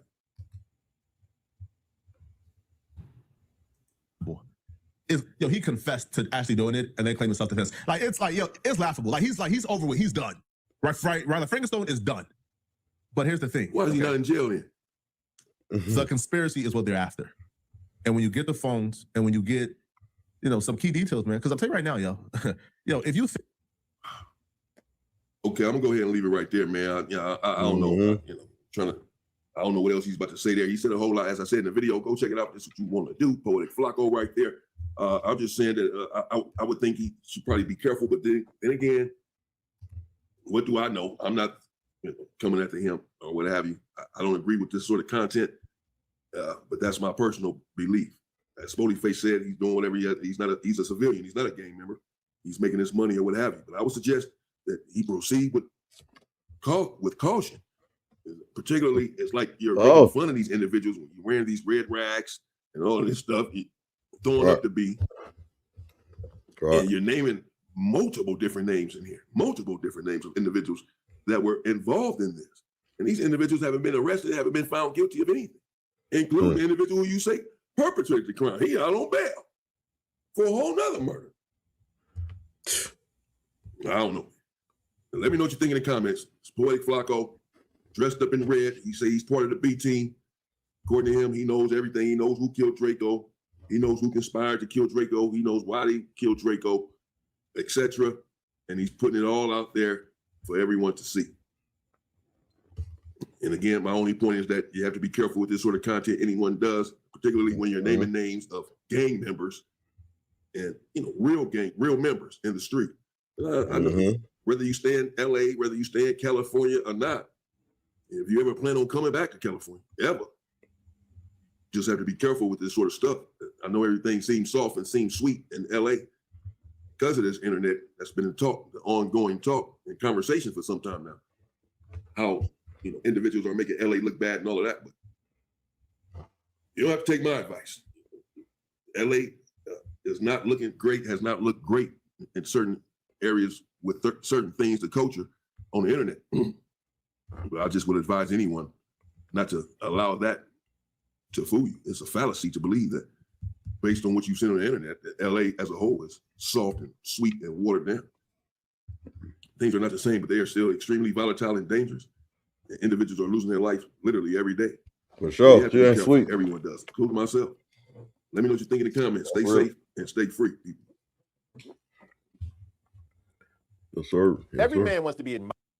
Man, go over there, man. Like I said, OG's top tier commentary, man. I don't know. I think it's funny, man. I mean, not only funny, but just like entertaining. You know what I'm saying? So, shout out to him. And how he going on this channel, Crib Man Crash John. Man, they have a YG game. That was pretty dope versus. I ain't see it in like live, but I saw the rest of it out. It was cool, man. It was cool. I think Game looked like just got drunk and had a good time. Like he ain't been out. You know what I'm saying? Let's just see where we at. Oh man, should we get a Dame Dash? Dame Dash. You know what, man? Nah. I kind of like. Let's go straight politicking, man. We're gonna close it off on straight politicking. I kind of like that little vibe, Salonto 101 on all your social media platforms. This is a few We're on days Street ago. TV. Man, Straight Politicking is on the Street I TV liked YouTube how channel. they We're added also on all audio podcasts, Spotify, iHeart, Apple as well. And I'm here with my co-host from Inglewood, always up to no good. He's from out the eye. He is from the City of Champions, La Ciudad de hamburger on Campeones, Munchie B. And we have a guest co-host today. She was on No Jumper previously, and now she's on a day in LA with the hip hop rap music Los Angeles expert Dijon Paul. She is his sidekick. Tam is in the house. The hip hop principal. Man. Yeah, for real. Dean. They say he's the Stephen A. Smith of LA rap. Is that right? All Man, right. clap it Well, up for Tam, man. I Clap guess it up we'll for talk a Tam. little bit about hip hop. Usually We have got two my hip hop stories that I want to talk about later. Your boy Boosie Badass, sounds. and we have this has got to be a record for criminal trials occurring in 1 month. But we got 3 high-profile hip hop trials occurring. We'll talk about that in a minute. But I got a couple fact checks from a previous episode, Munchie B. All right, so let me see. We got chapters on my boy, man. Let me see. No, you got chapters. Alex Alonso. Oh yeah. All right, so we ain't going because I know he's a journalist. Work for me, not trying to rip your whole content or anything like that. You know, I just found that the show was pretty entertaining. So let's see what we got. Host examining LAPD in contact flock license camera. Yeah, let's talk about these flock thing. Munchie even Fifth Amendment right police custody. All right, so 39 to that's like what if you went to the interrogation room as soon as you got arrested and the first thing was like, I don't want to speak to anybody. I'm pleading I'm invoking my Fifth Amendment. Put me in my cell. And then you go in your cell, they throw in the Perkins agent and they're recording. Start blabbing. But it would seem like they're violating your rights, but hey, these little loopholes that they use to get around it. No, but if you're in a penal institution, they ain't got to tell you, they ain't got to get your permission to record you. Versus if you just on the phone and somebody recording your three-way call. Okay, that's why I'm trying to use civilian rules. But yeah, I'm thinking like, yeah, once you hit that station, you're in any penal institution. I mean, but even on the collect phone, they let you record it. True. Like this calls me. I mean, I don't know, man. You know, them people do whatever they want, man. That's why I say just stay out of police custody. Mhm. Once they get you, now it's just the parade starts, the acting, so everything is the games begin. Hey, man, don't. That's key, man. It doesn't seem like it because it seems like, oh yeah, you know, I could get arrested and bounce back or whatever. Once you get yourself in the system and it's easier for you to stay in it. You know, as you get progressive, you know, that's the trick. You know what I'm saying? Just stay. Best is just to stay out of police custody. You know. Subscribe to the streets. Stay Subscribe free. to Street TV. I keep telling y'all. Yeah, don't subscribe You to ain't the gotta worry street. about no perk. Well, Percocet, do your thing on the streets, I guess, but no Perkins. Where Alex Alonso? No Perkins. No, the YN. They were talking about Perkins. Let's go back to Perkins, man. Like, what if you went to the interrogation room as soon as you got arrested? Listen, in order for him Perkins. to testify, one of the cases I had was a dude, a LA gang member who knew everything about this particular gang. They flew him in from Phoenix and dropped him into 77 Division, and he did his thing. People, they come from Phoenix, they come from Vegas. Correct. Yeah. The witness protection states. And how long does it take to fly somebody in from Phoenix or Vegas? 45 minutes. Yeah. They got 48 hours. No, they used to. Maybe about 10 years ago. But I got to tell you something, Alex. There is a Perkins audio. I'm like, damn. Perkins. I was trying to impress him. Yeah, I was trying to impress. Yeah. Yeah, that's a good one. Y'all use that out there. You feel me? I was trying to impress him. This the big of you. I like shit. So, hey, this was great news because I've been having to deal with these Perkins operations. Usually when I get all the discovery on a case, Munchie, and I'm reading it, and I'm like, okay, the evidence is looking okay. Did he make a statement? No, he never made a statement. Did his co-defendant make a statement? No. Is anyone telling? No. But I got to tell you something, Alex. There is a Perkins audio. I'm like, damn. I've had cases where that's the only evidence in the case is the Perkins audio. You know, nothing else. I mean, there's some circumstantial stuff, but the star of the trial is the Perkins. Is you snitching on yourself? Basically. And let me ask you guys that. Is that snitching on yourself? Because you don't know you're being recorded. You think you're talking to the homie. Is it a form of snitching? I don't come to that snitching because So the my understanding of Perkins is and while people watching on replay could correct me if I'm wrong. People in the chat could correct me if I'm wrong. Perkins is I just committed a crime. I'm initially locked up for it or whatever. I'm in the jail. They sit somebody down in my cell with me who's all bad people, you know what I'm saying? But you know, they just chilling, they gain your trust or whatever. Well, you just, you know, people naturally just gonna start talking to people like they ain't talking to people every day. So you gonna start talking your celly, you start talking too much and then they got him, you know what I'm saying?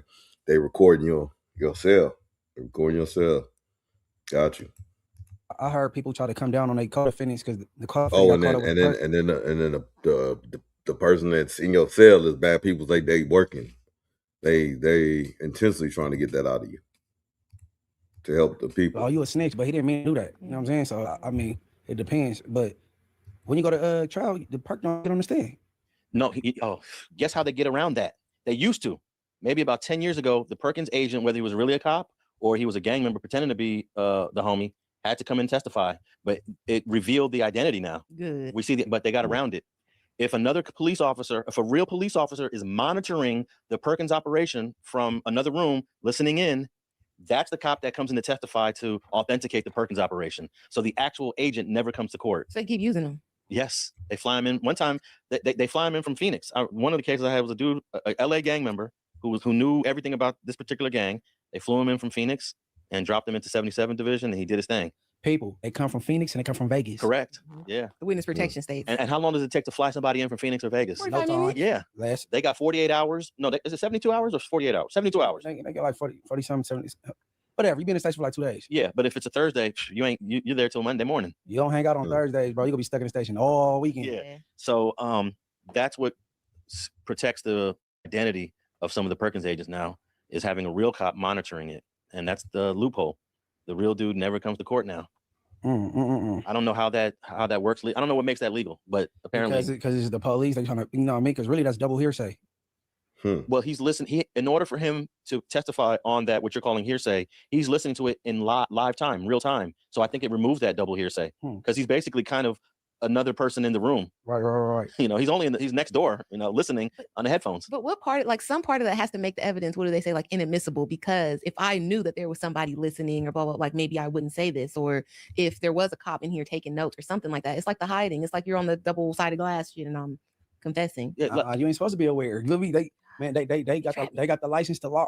Like, what if you went to the interrogation room as soon as you got arrested and the first thing was like, I don't want to speak to anybody. I'm pleading, I'm invoking my Fifth Amendment.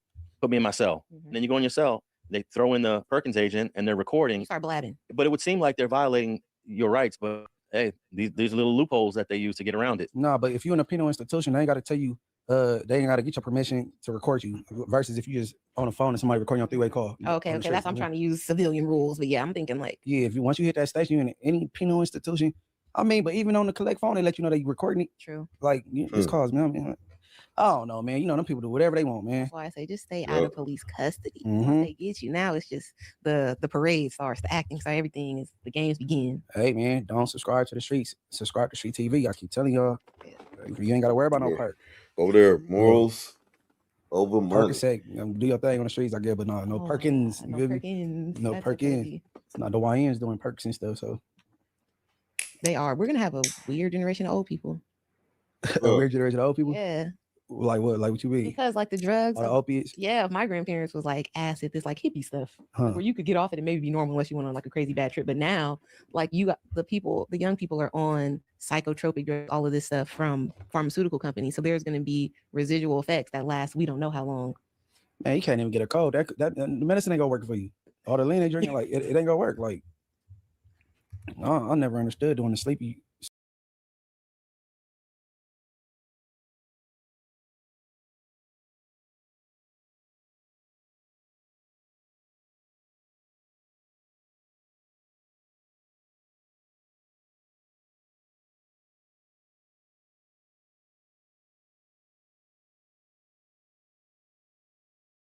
People, I hope we see some more Perkins challenges in the next coming years. Munchie, you've been talking about these license plate readers in Los Angeles for a minute, and when we had ODM Slim here, we were talking about him in the context of the company called FLAKK, which is isn't it a weird name? We talk about flocking, right? Robbery, burglaries. Yeah, but they got the cameras all that LA contracts with is called FLAKK cameras. That's probably by design. They probably picked that name for that exact reason. That's what I was gonna say. We got to stop using our slang on the internet. No, I don't think that. I think that's completely unrelated. They stealing, man. I think it's completely unrelated. But the FLAKK camera system has come under scrutiny because not serious. Apparently, it was supposed to be just for Los Angeles license plate reading and investigating LA crimes. But apparently, they're sharing the data with other jurisdictions, other cities, states, and the federal government. And guess which part of the federal government may be using these cameras to do their investigations? What's that? Which LA would be against. At least LA government is actually against this. Oh, ICE. ICE. There you go. At least Los Angeles government is against ICE. Maybe other cities don't care, but LA cares about. LA don't want ICE here. So apparently, even ICE had access to this data, which was only supposed to be for LA. So now they just terminated their agreement with FLAKK, the FLAKK cameras. And I don't know, man. I know that the cameras are going to come back just under another company. It's just not going to be the FLAKKO cameras, but it's going to be the same shit. But let me see here. I got. Man, shout out to Tam and them, Munchie, and Alex Alonso. Let's see what they get. Flight Mike got something. I know he do. He has something. Like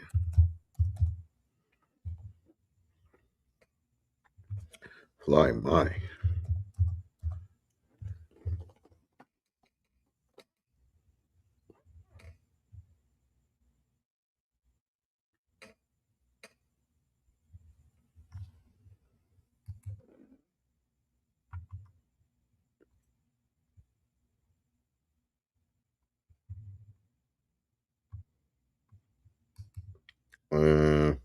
He be having the best commentary on the sports, man.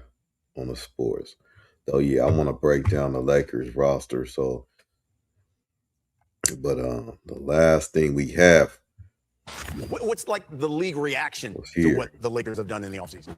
Is LeBron James's right now. It's up to him on a choice of which team he wants to play for. We want to let these guys grow together. We want to let them have some continuity. They have no flexibility. This is their team. So the Lakers offseason is basically over. And I know this because on Monday they signed Matisse Thybulle. So that's it. $250 million have been spent. An entire playoff roster was blown up and rebuilt around Luka Doncic. It's time to grade this offseason. But before I do, there's a few things you need to know. One is that the Lakers are kind of walking away from the one move that could turn them into a contender. And the second thing is a huge trade went down that kind of handed them an opening because their kryptonite just got significantly weaker. So I'm going to break all this down for you guys. Before we get to the content, we are still running a massive GTA 6 giveaway. All you have to do to enter is Blue Door out of there. Notifications on this channel. Man, head out to like my channel. X, TikTok, and Instagram.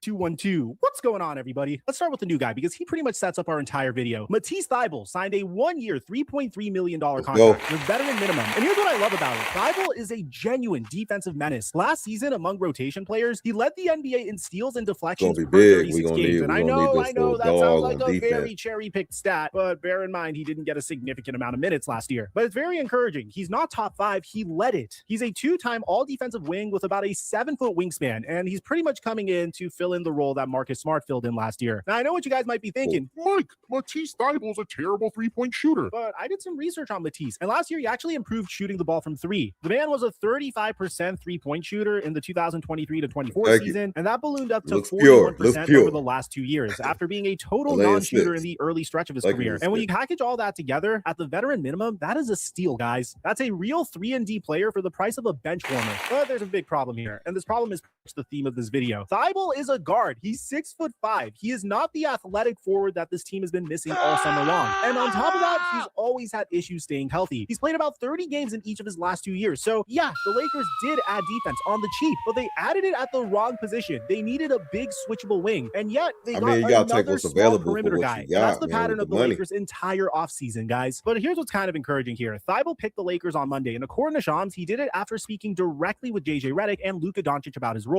So it just gives you an idea of how much power Luka has here. This is the third time we've heard that Luka is personally in the room recruiting these players. He's not just the star anymore. He's pretty much the co-GM. He's pretty much in the same position LeBron James has been during LeBron James's entire tenure with the Lakers. And I want you to keep that in the back of your mind as we do this video, because I know there's a lot of lead GM memes, but it looks like we're going to start talking about Luka Doncic, the GM, as well. But there's another detail you got to pay attention to, guys. When the Lakers added Thybulle, the Lakers jumped to 16 players on guaranteed contracts. The league maximum is 15, so they're 1 over currently. Now, normally that's not a big deal. A team just waves a guy on a non-guaranteed deal. We got all guaranteed. But the Lakers can't do that because not one of those 16 contracts is a throwaway. Every single one is fully guaranteed money. 0 non-guaranteed deals on the book. So this isn't just about cutting a camp body. Somebody real has to go. And they got until opening night to get down to 15. And here's the ugly part. They're so far over the cap that waiving a guy doesn't even save them a dime. So they'll probably have to trade someone just to get legal. So the Lakers don't have a lot of options. They pretty much spent so much money that they painted themselves into a corner. And the problem is the odd man out might be a very legitimate player. The reporting points at 2 names. It's going to be Jared Vanderbilt and probably Dalton Connect. Dave McMenamin says that the Lakers are trying to trade both of them, attaching those 2 second-round picks that they got from Washington. And Jovan Buha says the preference is to dump the pair together so they could clear the most room. But here's the irony of all this. Jared Vanderbilt is one of their best defenders. He's a switchable guy who can actually lock up the other.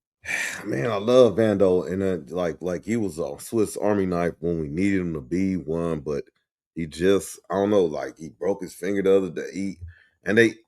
JJ don't like playing him, man. I don't know. Team scorer. And on top of that, he's always played the 4 or the 3 for the Lakers. So the player that's most likely getting moved is the closest thing they already have to a defensive forward. And they'd be shipping him out to go chase a different defensive forward, which is what is confusing me about the Los Angeles Lakers plan here. All right, so the Lakers patched their defense with Matisse There is Thybulle, no but the plan actual right hole, now. which is We the gonna athletic win. forward, only really has one guy in free agency that fixes it, Jonathan Kuminga. And the Lakers have wanted him all summer long. So why isn't he a Laker yet? Well, there's 2 reasons, and both of them are pretty revealing. The first reason is the Lakers won't pay. Dan Wojcicki reported the momentum on the... This the thing is, man, timing, I'm just going to get my take on this real quick. Timing is everything. If it's more free agents available, the free agents are going to get money before you. If there's not much available and you're the one available, you're going to be on high stake. Now, you betting on yourself right now. You could have just, you want max money. You work max money. You better than a lot of these bums in the league. I just hope you get your money, but I hope you don't get ousted because you're asking for all this money at this point in time where you could just go somewhere and ball out right now and try to, jump up, get the max. Kuminga deal has stalled, and specifically because the Lakers aren't willing to give up significant draft capital to get him. So pay attention to that. It's not like the Lakers don't need him. It's that they decided he's not worth the price. And the second reason is because the mechanism to get him fell apart. The only way that they can get him now is a sign and trade. And their whole plan was built around shipping Jared Vanderbilt to Atlanta, except the Hawks don't want Vanderbilt. And why would they, especially now that they traded for Lou Dort? So now the Lakers have to find a third team just to take Vando's contract off of their hands. It's gotten really complicated, and it's not looking so good. Now, People remember, get paid the to do Lakers are this. one man over the limit. They have to move somebody no matter go. That what. Laker And the flag cleanest is way to hard do right that there. is a Kuminga trade. You send 2 players to Atlanta, you take I one like back how that looked. over the... Pause. Yeah, in 6. You know what I'm saying? That's a franchise right there. limit. They have to move somebody no matter what. And the cleanest way to do that is a Kuminga trade. You send 2 players to Atlanta, you take one back in Kuminga, and boom, you're down to 15 and you got your forward. This is one move that solves both problems at once. And the problem here is the Lakers are running out of time because they're not the only ones that are interested in Kuminga. The Cleveland Cavaliers are circling, and Cleveland's whole play depends on LeBron. Now, I wouldn't be surprised if by the time I make this video and post it, LeBron James has already chosen his next team, but I've said that a lot on the record, and it seems like I've been wrong about that a lot. But pretty much here's the situation. If the Cavs strike out on LeBron James in free agency, they're going to pivot straight to Jonathan Kuminga. So the Lakers aren't just negotiating with Atlanta, they're in a staring contest with Cleveland, and the buzzer is LeBron's decision, which could come literally any moment now. So if you just take a step back and look at the Lakers offseason, they fixed the cheap half of the wing problem and the defense with minimum guys like Zaire Williams and Matisse Thybulle. But they're punting on the expensive half, the actual forward, because they don't want to pay up. And Cleveland might beat them to Kuminga anyway. That's pretty much the Kuminga situation in a nutshell. Now, with that being said, let's talk about the Lakers offseason. Kuminga, now with Let's go need by need. Entering the offseason, the Los Angeles Lakers Let's go needed a back to center. that. So they went out and got Walker Kessler, and they paid a king's No, ransom, let's go back to that. $130 million plus a stack of draft picks. He's Yeah. good. See, it's season. about They fixed the availability, cheap though. half of He's the the, wing he's the problem only and the center. They're going to pivot straight to Jonathan Kuminga. So the Lakers are chosen his next team, but I've said that a lot on the record, and it seems like I've been wrong about that a lot. But pretty much here's the situation. If the Cavs strike out on LeBron James in free agency, Which they're they going to have. pivot straight to Jonathan Kuminga. So the Lakers aren't Okay. just negotiating with Atlanta, they're in So a Cavs staring is contest after. with Cleveland, and the buzzer is LeBron's decision, which could come literally any moment now. So if you just take a step back and look at the Lakers offseason, they fixed the cheap half of the wing problem and the defense with minimum guys like Zaire Williams and Matisse Thybulle. But they're punting on the expensive half, the actual forward, because they don't want to pay He up. didn't go And over Zaire Williams. Zaire Williams, I haven't seen him play, but the videos I've seen on YouTube and just the attributes, I'm like, and I've seen him play in. So I haven't seen him with Brooklyn Nets, but I've seen him in college and stuff like that. Something we may need in a little bit of a dog. And Cleveland might beat them to Kuminga anyway. That's pretty much the Kuminga situation in a nutshell. Now, with that being said, let's talk about the Lakers offseason. Let's go need by need. Entering the offseason, the Los Angeles Lakers needed a center. So they went out and got Walker Kessler, and they paid a king's ransom, $130 million plus a stack of draft picks. He's good, but he was also a massive overpay. They needed shooting, so they got Quentin Grimes and Colin Sexton. That's great, except those are 2 more guards on a team that's already drowning in guards. They needed athletic wings, and this is where it gets shaky. They got perimeter defense for sure with Zaire Williams and Matisse Thybulle on minimums, but they never got the big athletic forward, the most important box on the whole list. And it's sitting there empty. They kept Austin Reeves, who's a keeper clearly, career 23.3 a game last year, max contract. Who's a big athletic forward that you think we could have got during this off season that we did not get? Really have much complaints there. I wish Reeves took like $30 million less, because then the Lakers wouldn't be in this situation to begin with. But with all that being said, if I had to grade them right now, I'd give them a C+.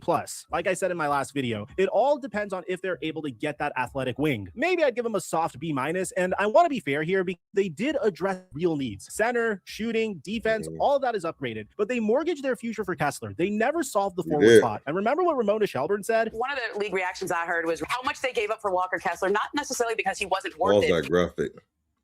Walker Kessler addition. So the part that we lost to Brown James, DeAndre Ayton, good riddance. Rui, I wish we could have kept him there. Luke could give us some shooting, smart defense, but it's the league. Those guys were on short contracts or just traded in. You know, money needs to be ruled down. Kevin Looney, I like him. Hopefully he not too old. Sandro's gonna be big. I just hope he just plays that dog with him. So Walker, you are the man. We need you to be Andrew Bynum. You know what I'm saying? Quentin Grimes. I know what Connor Sexton can do. We man, Lakers in 6. Because they don't have any assets now to improve that team. When you talk to the Lakers, JJ Redick and Luka Doncic were very involved in helping to recruit these players. And we want to let these guys grow together. We want to let them have some continuity. They have no flexibility. This is their team. And now they're literally one player over the roster limit, so deep over the cap that they can't even wave their way to a little breathing room. So this is a team with zero wiggle room and no flexibility for the future. And I just don't know how I feel about teams like that. You can make an argument that the last time a team did something like this was the New York Knicks, when they traded for Mikal Bridges and OG Anunoby and gave OG Anunoby that huge contract, and then traded for Karl Anthony Towns. But at the same time, you can make an argument that that was all possible because their max contract player, Jalen Brunson, left $113 million on the table. And Austin Reeves couldn't even leave 30. And at the same time, I understand Austin Reeves was an undrafted player. This was his first big contract. But under this new CBA, if you want to be successful, you need players that will intentionally leave money on the table so you can use that cap space to upgrade your roster. And if it's not Austin Reeves, well, the Lakers are now hoping Jonathan Kuminga does that. Now, this grade isn't just on Rob Pelinka. This is also on Luka Doncic, because 3 separate times now, we've heard that Luka was personally recruiting and handpicking these guys. This is the roster he wanted. So if it comes up short, and I honestly, as a diehard Laker fan, think it might come up short, this is not the front office. This is a franchise player who helped build it. You wanted these guys, Luka? Well, you got them. Now, let's forget about the grade for a second. Can this team actually win in the West? And to answer that, you don't look at the whole conference. You have to look at the team that stopped the Lakers last year. The Oklahoma City Thunder, the 2025 NBA champions, the team that ended the Lakers season. Because if you can't beat them, then none of the rest of this matters. Now, he wasn't healthy. This dude wasn't even playing. LeBron was playing, and we had a coming back, like a recovering Reeves coming back. Here's where there's actually hope, because Luka has already done this before. You go back to 2024, Luka's Mavericks, a 5 seed, ran into the same Thunder, the #1 seed, in the second round, and Luka beat them 4-2. He's one of only 2 guys in this entire conference who can say he's already solved this OKC core in a playoff series. The other obviously being Victor Wembanyama. Now I know what you might be thinking. Mike, the Thunder were young and they had no experience back then. Of course Luka beat them. Well, I think it's deeper than that. It's the fact that the OKC Thunder were young, inexperienced, and they didn't have the depth that they did over the past 2 years. But here's what just happened. So the Thunder were about $40 million over the second end. As a result, they started slashing salary, and the biggest cut was trading Lou Dort. This is the best edge rusher that they had on their entire roster. Lou Dort is a 2-time all-defensive guy, incredible at sacking the opposing team's quarterback. This is the exact type of player you throw at Luka Doncic in hopes of injuring him. And he's gone. He was shipped to Atlanta, and he wasn't the only one. They lost Aaron Wiggins and Isaiah Joe too. The champs are getting thinner, and they're getting thinner in the one area that matters the most against Luka Doncic, and that's perimeter defense. Luka's beaten them before, and now they're weaker. You can assume case closed, the Lakers win, right? Well, no, because it's not that simple. This is not the 2024 Thunder that Luka beat. That team was young and up and coming. This team has won it all before. Shea is a 2-time MVP now, and their core of Shea, J-Dub, and Chet Holmgren is completely intact. Losing Dort definitely makes them more beatable, but it doesn't make them beatable like it's 2024 all over again. And don't forget, the Lakers got swept by this Thunder team a few months ago, so the door didn't swing wide open. It just cracked a little bit, and they're not as unstoppable as they once were. The question is, is whether the Lakers can squeeze through that crack. And their ability to do so comes right back to everything we just talked about. A weaker OKC gives Luka an opening, but Shea and Jalen Williams are still there. And Luka can't guard everybody by himself. He needs bodies. He needs athletic defensive wings to throw at these guys, which is exactly why Matisse Thybulle helps, and exactly why not having that forward in Jonathan Kuminga hurts so badly. The Thunder handed the Lakers a door. The whole question is whether LA built a team that can actually get through it. And OKC isn't the only monster out west. San Antonio's got Victor Wembanyama, and they just handed him a $250 million extension. They also got stronger by adding Tobias Harris. Houston's got Kevin Durant, Alperen Sengun, and Amin Thompson. Minnesota's got Anthony Edwards and LaMelo Ball. Denver still has Nikola Jokic. This is a meat grinder, but OKC has been the team to beat for the Los Angeles Lakers. It's their measuring stick. So here's where I land on the Lakers offseason. It was fine. It was good. It's not great. They got deeper. They got a lot better on defense, and they did it without breaking the bank on wings. But they also boxed themselves in. One player over the roster limit, no flexibility, and their future picks are gone. And they're walking away from the one expensive move that would actually make them scary, and that's Jonathan Kuminga. The Thunder cracked the door wide open, but a team that can only knock isn't the same as a team that can actually walk through. And right now, that's pretty much the Lakers. It seems like every single year, the Lakers are a really good regular season team, riding a top 3 player on the planet in Luka Doncic in the most brutal conference in basketball, hoping a defense by committee is enough to hang with the champs. They'll win a lot of games. They'll be fun. But scaring OKC in a 7-game series the way they're built, I don't really see it yet, guys. So I want to ask you, did the Lakers do enough for Luka's prime? Or are they running it back with the same exact identity, except with nicer role players that fit Luka Doncic this time? And I want to know, should they cave and gut the picks and pay for Jonathan Kuminga, or are they right to hold the line? I'd like to hear what you have to say. Aside from that, I'm your boy Mike. I'm dropping our mic until our next upload. Yeah, man, get over there to his channel, man. Me personally, and sub up, man. But me personally, to answer his question, man, I really think the Lakers they improved. They improved obviously in Luka's eyes, and they got younger, and I think they got more durable. We just need some dogs. We really could just use a athletic person like get a PJ Washington, something like that. I like that dude Weir, which I'm mad we didn't get him, but it's just I think we're not built to compete with in the Western Conference with the big dogs, the heavy big dogs. But here's the thing. That's the thing about basketball or all sports. It's like who's the fittest, who's the most prepared, what team is going to be hurt, injured, have the most chemistry, put the most runs together during the regular season. Because when it comes to the playoffs, it's just going to be that's when it separates the man from the boys, because it's all about matchups. You know what I'm saying? You could be a shoo-in, but you could have the wrong matchup in the first round. 7 games now, and it's a wrap-over for you. You know what I'm saying? So, yeah, we're gonna see. I think we improved a lot. We gonna surprise a lot of people, man. You know what I'm saying?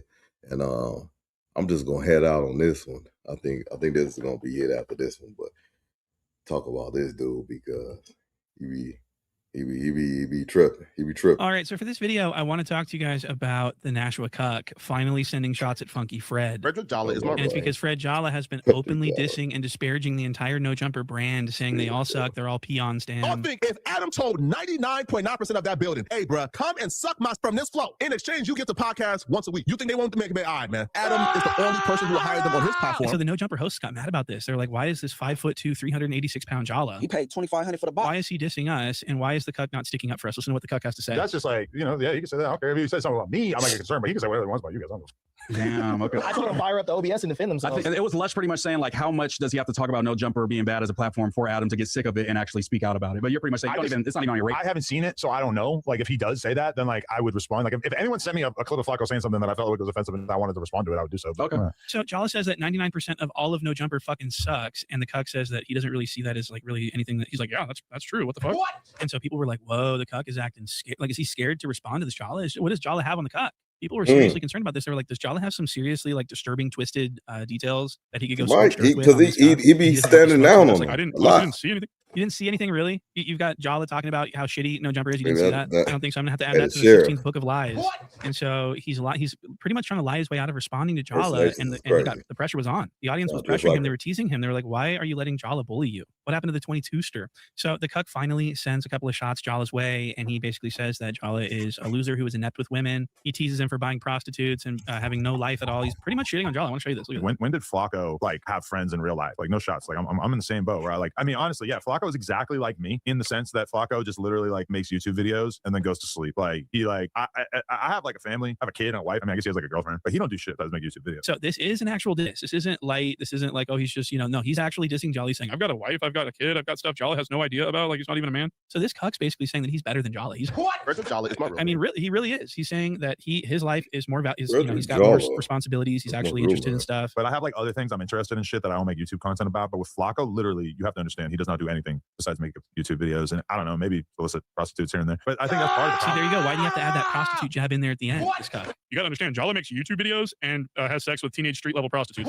That's literally a diss. I don't care. I mean, this isn't subbing anymore. He threw that in at the end, and he meant it as a diss. So the cuck is actually, and he's also bitter about Jala's ability to make so many videos. Jala wakes up literally in the morning, starts making videos for like 16 hours. I clocked it. I watched his activity. He's making videos for 16 hours a day. And people are just astonished by his ability to, his output is seriously, his biggest attribute is his ability to output so much content. And it's because I think that he has a drug problem. Jolly is my You paid $2,500 And I think he's using Adderall as a doping measure. I think he's doping. This is the same thing as using steroids in Major League Baseball. he probably In is, case bro. it's legal because it's No way. prescribed to him, I think probably. And I'm going to show you some clips that support my theory. And I'm going to start with this. Look at this. Jala talking about Adderall in a conversation. He brings it up like he doesn't even know what it is. He's saying that like he's heard of it before. Okay, watch Y'all that. really needs to probably sit down and and decompress. You might dish your shake. Man, shout out. Bro, her Adderall gets rid of it.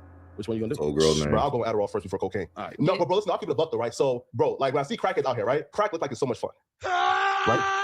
So if I'm let's say 7 years old on my deathbed, bro, I'll probably try some crack. You gonna die at 70. Okay, so Jala says that he thinks crack looks fun. But he also says, I heard Adderall might get rid of stuff. I'm looking at Adderall someday because I heard that it gets rid of your stutters. And Jala has a paralyzing stutter. So he's talking about, Adderall. Now in this next clip, it's going to show that Jala was lying and sort of by omission by acting like he didn't know what Adderall was. And this is a proven lie. Watch this clip. So at some point in my life, I was prescribed Adderall. So you did Adderall for a while? How long? Wow. So now he says he had an Adderall prescription. What? Before he was saying, I heard Adderall. I heard somewhere Adderall might get rid of it, but I want to try crack. No, bro, her Adderall gets rid of it. Which one are you gonna do? Bro, I'll go Adderall first. Now he's saying that he's actually had a prescription. He says, at some point in my life, I had a prescription. Wait until you hear how long his prescription was. At some point in my life, I was prescribed Adderall. So You did Adderall for a while? How long? Like just like in college and shit. So just He had a prescription for Adderall in Just college. like college That and was like shit. 2 years before he joined No Jumper. But he's acting like he barely knows what it is. know, like a year, a couple months, like how long? I would like be real. Like it usually like came out during finals week like my first 2 years, probably like freshman and sophomore. You got a degree. So the more he talks, the more suspicious got a this gets. degree. He says that he only took it the first 2 years of college, but not the last 2 years. Why would he just abandon that? And he used it for finals week. So he's using it for extreme focus. And this is exactly what I think that he uses it to make YouTube videos for. He just focused on YouTube videos from the moment he opens his eyes to the moment he closes them. Yeah, to go to or sleep. maybe like even Adderall or something. Nah, man, not Adderall. Like it should be like more, like more sharp. Would you take an Adderall? Yeah, I take it before. Really? What does it do? But you really think that's a video of someone who's unhinged My stutter. off crazy medication? All right, so Jala admits to having a prescription for Adderall for his stutter. This So he acts gets like this, he just chemical claimed for advantage working through his out. doctor Oh, for come having a on. speech impediment, and then he repurposes them into like focusing, Listen. like stimulants, so that he can focus on making YouTube videos for 16 hours a day. And I want to play this clip of Jala, and he is acting very stimulated. His mouth is very dry. When Jala, if anyone's ever wondering why Jala's mouth is always so fucking dry, it's because he's probably on Adderall. Not kidding about this. And his stutter is super dialed back in this clip. He looks like, I he's, ain't like it's never- work. The medication I mean, is probably I kinda working. thought And about in this it, clip, but he talks yeah, about he how he might didn't eat be. anything and didn't sleep. And he's, I mean, it's just like, isn't that what people on Adderall do? Look at this. I went to bed at 1 a.m., woke up at 3:30 a.m., sat in that airport for 2 hours, decided to finally read the pre-op instructions. Figured, oh, damn, I was supposed to have a big breakfast. Too late. Because I didn't notice until about like 7:50 a.m. in the morning. And I had to drive over there, right? So I didn't really have time to eat. So I got there super sleepy, fatigued, exhausted, and hungry as hell. So he was sitting around in an airport Oh, that has probably too much food in it, and he didn't have time to eat. That sounds like tweaker activity. I'm sorry. And so I do think that Jala is abusing stems. Okay, so we're gonna go to this next clip where the cuck further Oh my disses God. Jala and says that the cuck doesn't like how productive Jala is. He's very bitter. You're gonna hear the bitterness in his voice. Watch this clip. Get a prostitute, fuck her, go back to making YouTube videos. Like that, it's just so much faster. Like he has to get back to making his fucking 7th YouTube video of the day. He doesn't have time to kick it with you after we have sex. That's why he likes prostitutes, for better or for worse. And that's what's going on. But yeah, I mean, I am. People are always like, oh, you want this FLAKKO or whatever. Honestly, whoa. Like, so yeah, the cuck was sort of popping it right there. Yeah, they some interesting characters, but man, it's like, man, you know what I'm saying? Hopefully y'all tap in. If y'all haven't, Hit that like. Appreciate y'all for tapping in, man. Doc TV. I'm out of here.